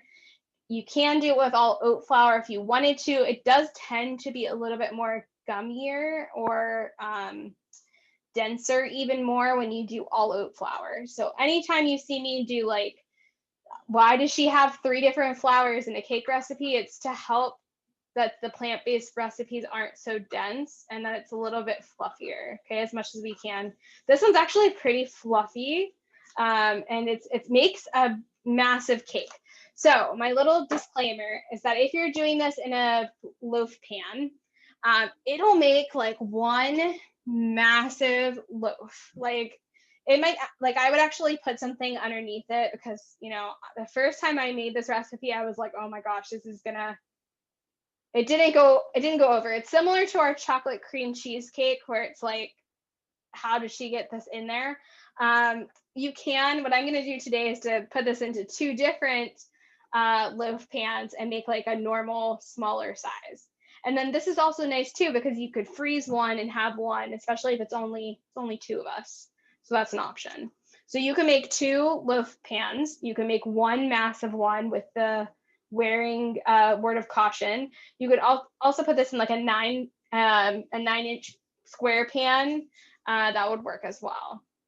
You just want to make sure that you're using some kind of silicone or parchment paper because we're not using any oil. So stickage is a concern. Make sure that, you know, you're not using any oil. So a couple of things I did ahead of time is I did make my flax egg ahead of time. That's sitting over there. That's 1 tablespoon of flax meal or flax seeds that you grounded down. Meal just means that you've grounded down. You just don't want to use whole flax seeds. And you want to use 3 tablespoons of water. It kind of sits and then gels up, and that's our egg substitute. The other thing I made ahead of time was our buttermilk. Now, this is a really awesome way to, if you ever see a recipe that you're trying to mess with, is that you can make your own buttermilk by taking apple cider vinegar and a non-dairy milk and letting it kind of sit. It kind of curdles, which is doesn't always look the best, but I promise you it tastes good. But it's been sitting since class started, so that'll be a good buttermilk substitute. So I have that pre-made. I'm gonna grab a big bowl, and you know, I've made this recipe where you've carefully put all of the dry ingredients and then I put all the wet ingredients. I've done it where it's just like, I'm just gonna do it in order. It really doesn't matter that much. I mean, I haven't been able to tell if you just do it all in one order, if you do the dry and the wet, it should still work out no matter what. So I do have 1 cup of oat flour. Let me find I had all of my baking stuff on the side. So I have some whole wheat. So it's 1 cup of whole wheat flour or gluten-free flour. If you're going to be gluten-free, I always suggest buckwheat. It's kind of a nice spin on it. And then I'm going to grab 1 cup of oat flour.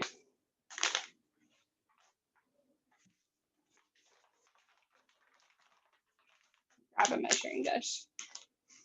Sorry, this is the end of the night where I start running out of counter space. I always tell my husband someday when we're in our next house, I'm gonna laugh about how small this kitchen was and how much I got accomplished. It's gonna be like, you know, definitely rememberable when we eventually move. All right, so 1 cup of oat flour. And, you know, you can just take rolled oats and pulse them in a blender, or you can, you know, buy it pre-blended if you're really busy. Half a cup.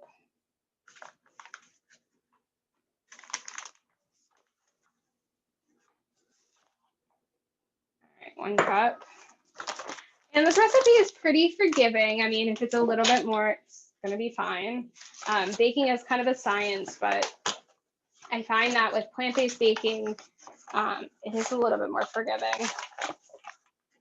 I also made the date paste ahead of time, so if you didn't do that, you could do that now. This is whole wheat flour I'm using right now because I am not gluten-free.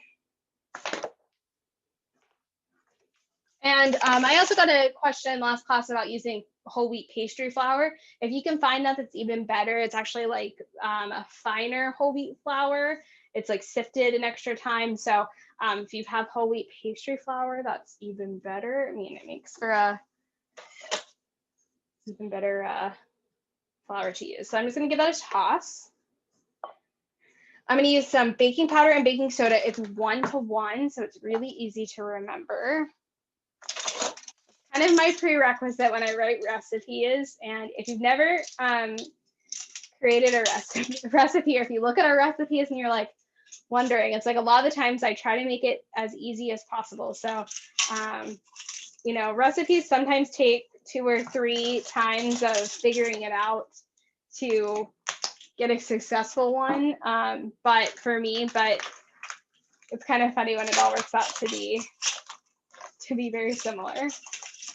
All right, baking powder and baking soda are in. Give that a toss. All right, that's pretty much all of the dry ingredients that I have. What I'm going to do now is I'm going to, you also want to make sure you cooked your Japanese sweet potato for the glaze that's coming up after while this is baking. But you can preheat your oven to 400 degrees. I'm going to do that now. This obviously you'll do this after class. I will say a prerequisite warning is that when you check this to see that it's done, it should be the toothpick test. It should pass the toothpick test. That's kind of a clear indication it's baked all the way through. You also, when you pull this out, you want to let it sit and cool completely before you remove it. Do not remove beforehand. It will not stay together as nicely. So let it cool as much as you want to dive into it. Or if you don't care what it looks like, let it cool and then remove. And then once it's cooled touch, then you can put the glaze on as a heads up. All right, so I'm gonna add in our flax egg, which I have sitting over here. It has gelled up. Now, if you don't have the flax, you probably could use chia seeds as a replacement. Make the same idea with chia seeds, but I always have flax available. Marcia said she loved the blueberry buckle cake. Oh, I'm so happy that you liked it. This is even a little bit of a lighter cake, so similar-ish, but everyone always asks me what blueberry buckle is, and it's similar. It's like a coffee cake with blueberries. That's kind of what it is. So this is a little bit of a similar to a pound cake in texture, a little bit springier. I'm going to add in our non-dairy milk mixed with 2 tablespoons of apple cider vinegar that I let sit aside. It's sat for longer than 10 minutes, but that's totally okay. As long as you don't set it out like in the morning and come back hours and hours later, it's going to be all right. So that's the buttermilk. Okay, I'm also going to add in our date paste. Now, I always tell you to make your date paste ahead of time and make it yourself. Date lady, date syrup or date paste or whatever the date lady company calls it is not date paste. Date paste is when you keep the fiber and it should be nice and thick. Like this is like caramel looking. It's not thin like the stuff in the grocery store. So it's worth it. It's going to be a different texture. It's going to be with baking. I always get asked, can I use maple syrup for it? Well, maple syrup's a lot thicker than date paste. So like, I don't know if it'll work. I don't use maple syrup. It's kind of like use your own caution with that. I can't guarantee it, but same with date syrup and date paste. It's really great to make your own because it is, you still get that fiber in it. So it's 3/4 cups. Now, if you're like somebody who is having a hard time with being SOS free and you're like, nothing tastes sweet enough, you probably can bump this up to 1 cup total and it'll be a little bit sweeter. However, the glaze is sweet. It's like a beautiful harmony. So I don't really think you need to. I think it's the perfect amount with we're going to put 4 pitted dates in the glaze that's going to go on top or the icing. So I just think it's a nice balance. So try it the way we make first. And then if you want to make a note, you probably can up it. Another thing too is that in the private Facebook group, we have in the file section, I have a recipe for sweet paste. And so it's pretty much making raisin paste or apricot paste or prune paste or whatever dried fruit paste you want. You could sub that for this. So if you want an apricot spin on it, or if you want raisins to do it, that's a great option, okay? I'm just gonna mix this slightly now, and then I'm gonna add in our lemon juice. It is 1/4 cup. It should have a lemony, it's not too powerful of a lemon flavor, but there should be a hint of lemon in your cake because it is a lemon blueberry pound cake. Don't add your blueberries yet. That's really important unless you want a purple cake. I'm gonna tell you the secret behind that. Leave the blueberries out for right now. All right, I'm gonna grab that lemon juice, 1/4 cup. Add that in.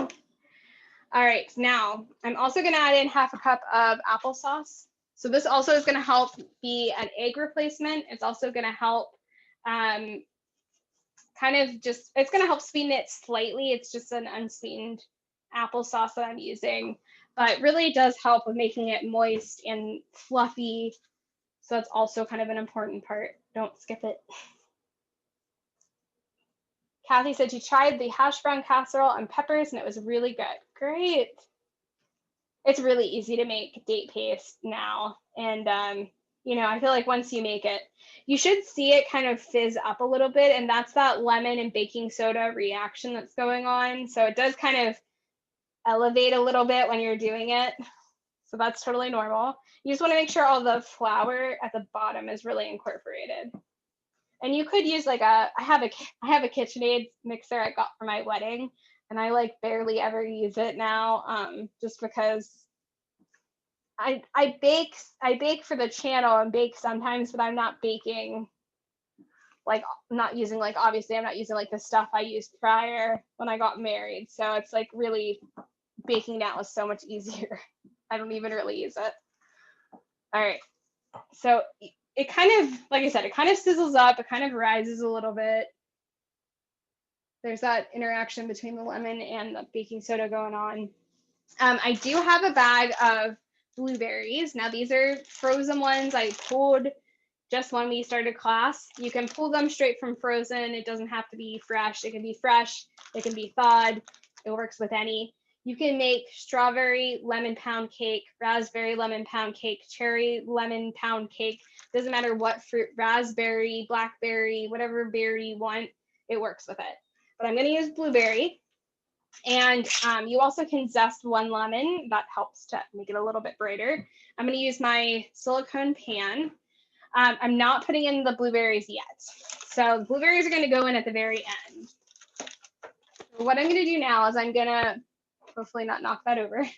I'm gonna evenly pour these into 2 loaf pans. You know, like eyeball it, but do my best to kind of just let it go evenly into the pan. It's gonna rise. This recipe does rise a good amount. If you do the one massive loaf pan, just be aware. It's kind of scary full.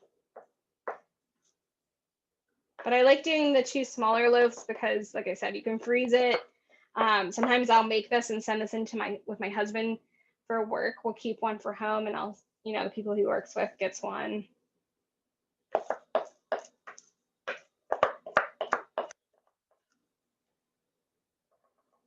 All right, and what I'm going to do with that bag, if you use thawed blueberries and there's a lot of liquid, you do want to like let the liquid just kind of drain off. You just want the blueberries. If they're frozen, you can just put them in. Now, if you want a purple cake, like let's say it's Halloween and you're trying to do something fun with your kids and you want to make it purple, or it's Easter and you want to make, you know, a purple cake for Easter, you could add the blueberries like straight in, and then, you know, you get a purple cake. The goal for this to be really beautiful and not purple, if that's what you're going for, is that we're gonna cut, like I said, these are thawed. You could use fresh or frozen or thawed, it doesn't matter. I'm gonna drain off the liquid. Doesn't look like there's that much, that's good. And what I'm gonna do is I'm gonna use my hands, but you could use a glove if you're worried about staining. And I'm just gonna drop my blueberries on top. And then I'm gonna use just a little like butter knife and just kind of push them down. So that way I'm not like mixing in and making my batter purple. I am, you know, just strategically adding blueberries where I want them and then just kind of like submerging them in the batter. It's up to you. This is like an extra step if you want it to be cut in sea blueberries with your cake coloring, or if you want it to be purple. Yeah, it's gonna go into the oven. So I'm gonna show you guys, and I'm gonna submerge it, then these guys are gonna go into the oven. Then we're gonna make the glaze, and I will let you guys go for the night. And then I'll give you guys the recording once it's uploaded to my computer. So we're getting to the end. And you know, you can add as many blueberries or strawberries or blackberries as you want at this point. I just kind of strategically add. Okay, so I'm gonna use a butter knife. I'm gonna show you guys just how I submerge. It's just kind of like a fancy little mini stub. So I have my butter knife. Okay, I have my cake. Now you could put these on top and just bake it as is. And if you wanted, that's fine. I actually like to put them when you cut the cake so it's in. So I'll just take my butter knife and just kind of, you know, it's gonna get a little purple, but just kind of push each one down, sink each blueberry. And I mean, it's okay that it looks purple in this spot. We just don't want the whole thing to be purple. And again, it could be, you could just bake them on top, but I actually like when you slice the cake that you see blueberries like in the slice. So it depends how, it doesn't take very long. I'm almost done with this one. Just an extra little, and you could add more blueberries to the top too once you submerge it if you really want it to be like blueberry. Okay, that looks good. So it now they're all like in there. So these are, yep, they can go in frozen. They can go in if you thawed your fruit, you just want to drain off any excess liquid. You don't want to add the juice per se, or it could be fresh. Works with any of them. So that one's ready to go. I'm just gonna kind of pluck these ones down. And then we're gonna make the glaze, and you'll just need a high-speed blender for that. And then while these are in the oven, what I do is I put the glaze in a container and put it in the refrigerator just to kind of get cold. And then when they come out, you can pour it on top. And the glaze is amazing. You'll want to put it on like oatmeal and everything else that you've ever had before. Okay, so these are good to go. So they are in there now. I'm going to put them into the oven. Like I said, these will, you'll obviously cook these outside of class because we're not going to be here for the time it takes, but let it cool completely when they're done. Do the toothpick test as soon as it comes out, it will rise. And then if you're using silicone pans or something with parchment paper, you should be able to remove it once it's cool pretty easily. So I'm just gonna move these to the side for right now. Now I did cook the Japanese sweet potato ahead of time, obviously for this class. I'm gonna rinse out my black bean blender because you don't want black beans in your lemon glaze. So I'm gonna do that real quick. Does anyone have any questions while I'm just cleaning up?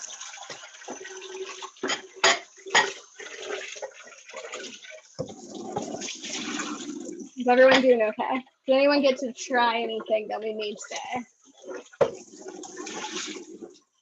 Sometimes with some of the longer recipes, it gets to be a little bit hard to fit all 5 and cooked and finished by the time the 2 hours are done. But all of these recipes, if you made all 5, you can, you know, cook off tomorrow or however you'd like. So it's pretty awesome. Sweet potatoes, having trouble. Okay, so for Japanese sweet potatoes, Trader Joe's generally does sell them. They're purple on the outside, they're white on the inside. I'm gonna turn on my light. Not that one. There we go.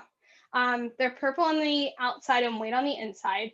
I am lucky because I live pretty close to the East End Food Co-op that I post on Facebook, that beautiful array of sweet potatoes that they have, all different kinds of varieties.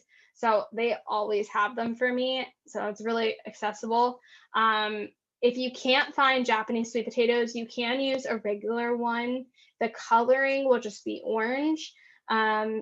but it will still work. So, and I mean, to be honest, even with any of our recipes, I've made it with regular sweet potatoes, and I think it's fine. I mean, these are the best, but you know, you can make it work with just a regular one. All right, Lulu, see you later. Thanks for coming. Jalapenos are delicious. Good. 2 types of peppers. Love them both. Oh, good.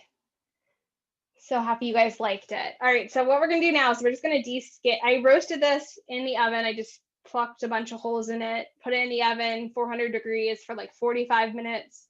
Really easy. And I'm just gonna peel off the skin now because we don't want the skin in our dessert. I have a question. Yeah, When you talk with Dr. Greger, is this going to be on YouTube? it will be. It probably won't be up like on the 27th. I'm just gonna record it, but I'll try to get it up over the weekend. Okay, and then a good question. I wondered, I think that anybody that's whole food plant-based would probably be disease-free. Would that be a good question to ask him? Because I I've can- got lots of friends that are diabetic, they've got heart disease, and Yeah, I don't believe being plant-based would do them any good.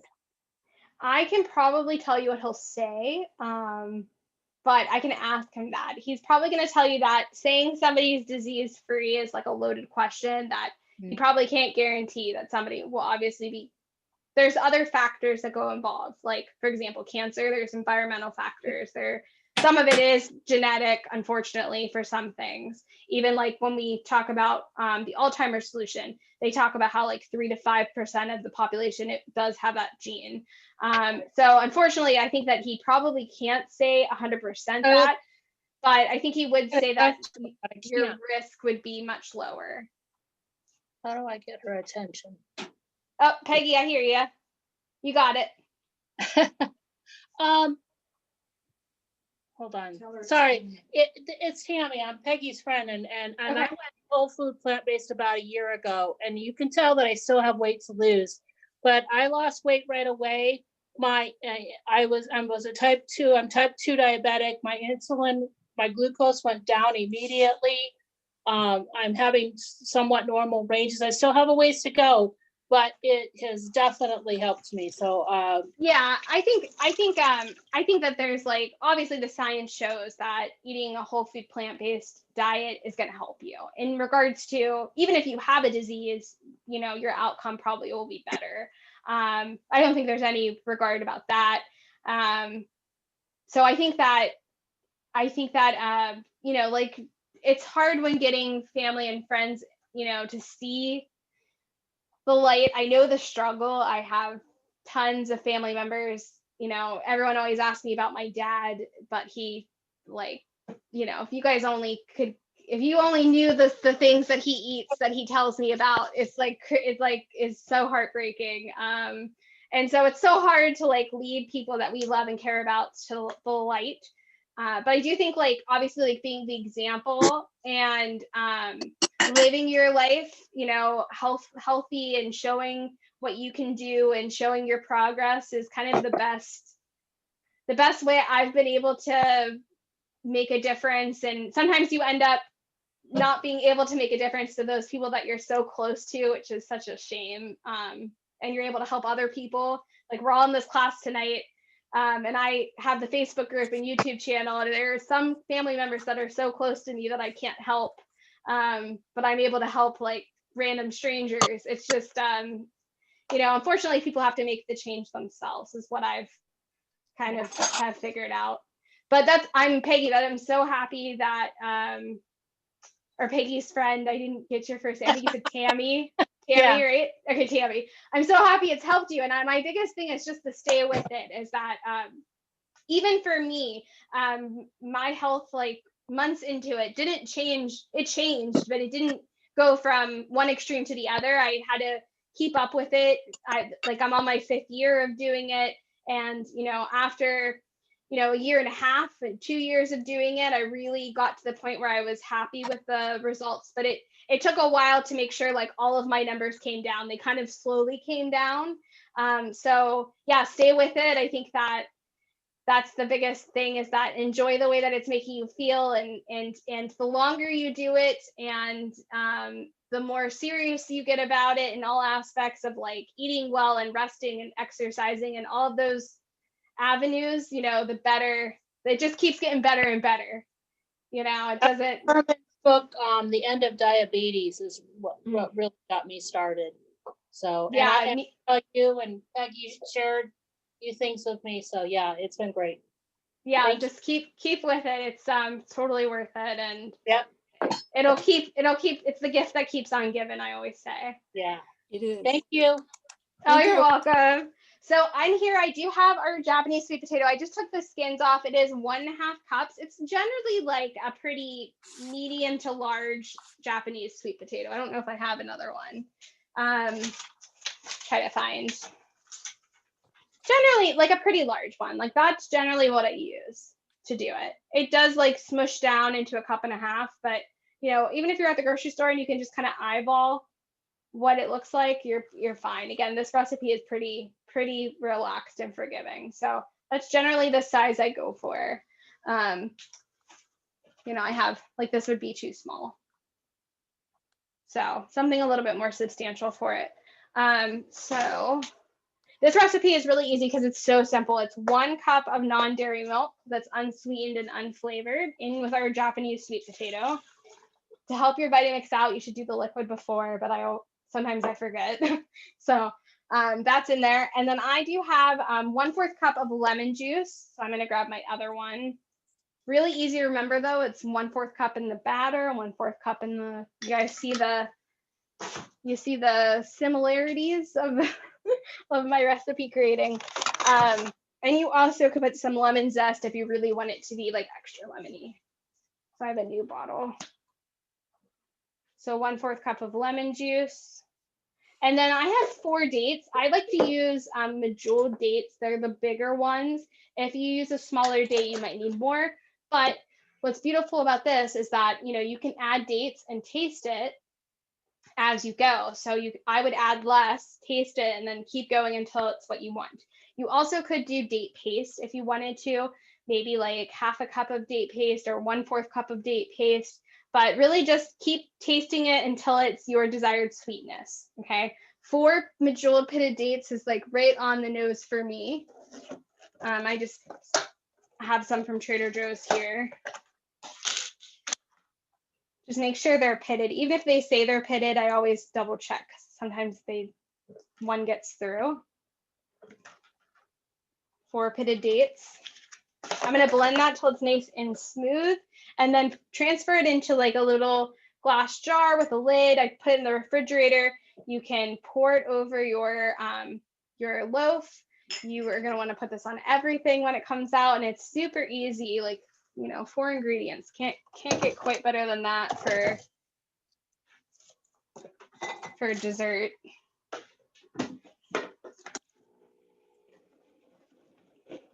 The dates are going to help thicken it up too. So if you're going to use date paste, you might want to use a little less non-dairy milk as a suggestion. Maybe start with like 1/2 cup of non-dairy milk and see, you know, you want it to still be a thick glaze icing for the cake. So, you know, it's easier just to add more than to take away when you already have it. And I'm just blending till those dates are really blended well.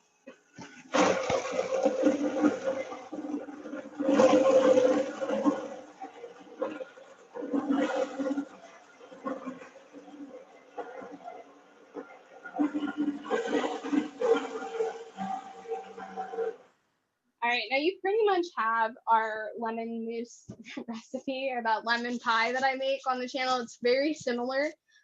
So even if you just wanted to make this as the main dessert, like with fresh fruit, that would be fine. You don't even have to do the cake part, but it should be nice and thick. And I like using it. I like that there's only 4 dates in here. It also helps that the more dates you add, the darker it'll get. So just keep that in mind. If you're adding like, you know, 8 medjool dates, it's going to get a little bit darker. So I actually it's like the perfect amount with the coloring and everything too. again, like we generally eat with our eyes, and when you're serving people, plant-based or not, it has to kind of look good as well. So I always keep that in mind too. And then I'll just store this, like I said, it can be in, you know, any container that you want. I always have these like little mason jars with lids that I'll just store this in. And then when the cake is cool, then I'll add it to the cake. And I just pour it kind of on top. I let it drip down the sides. I think it's good like that. And you could put fresh blueberries on top if you wanted to and get really fancy. You also could take some fresh mint and put that on top and make it look really beautiful. But you could just, you know, slab it on just on the top layer if you don't want it to be kind of brushing over. I just think it's a really nice combination of tartness from this kind of frosting glaze to the pound cake texture. Show you guys up close. Does anyone have any extra questions? I know I'm a little bit over. I'm like 13 minutes, 14 minutes over in time. Show you guys up close. That's nice and thick. And then I'll just pour this over, and it's a great glaze. And again, you could put fresh berries on top and play around with it too. You know, it doesn't have to be lemon blueberry. It can be strawberry. Blackberry is really nice. You could do mixed berries. I'm always changing it up. Does anyone have any questions?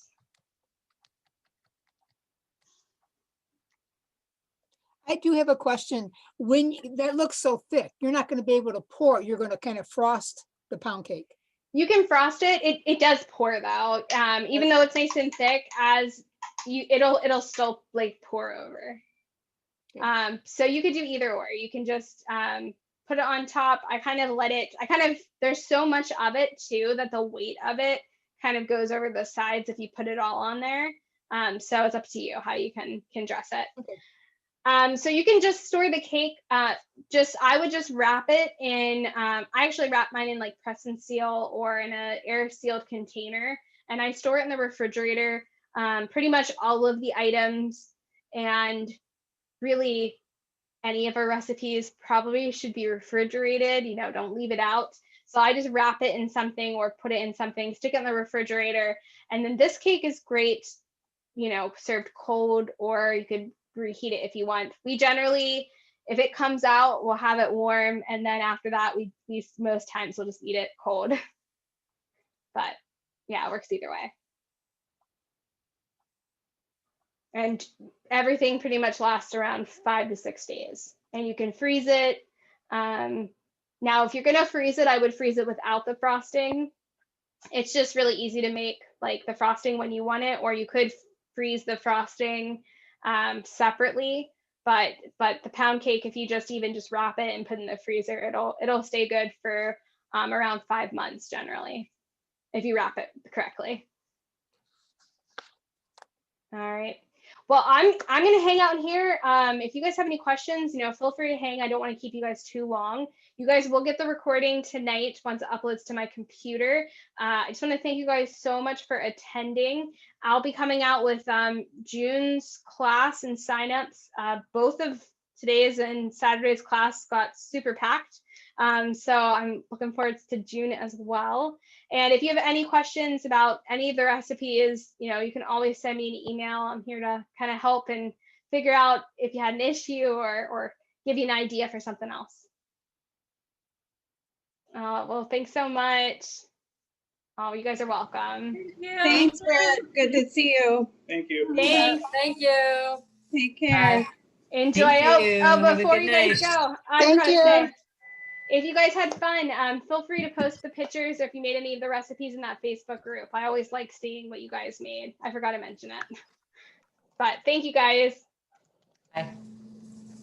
Thanks. See you later. See ya. Bye.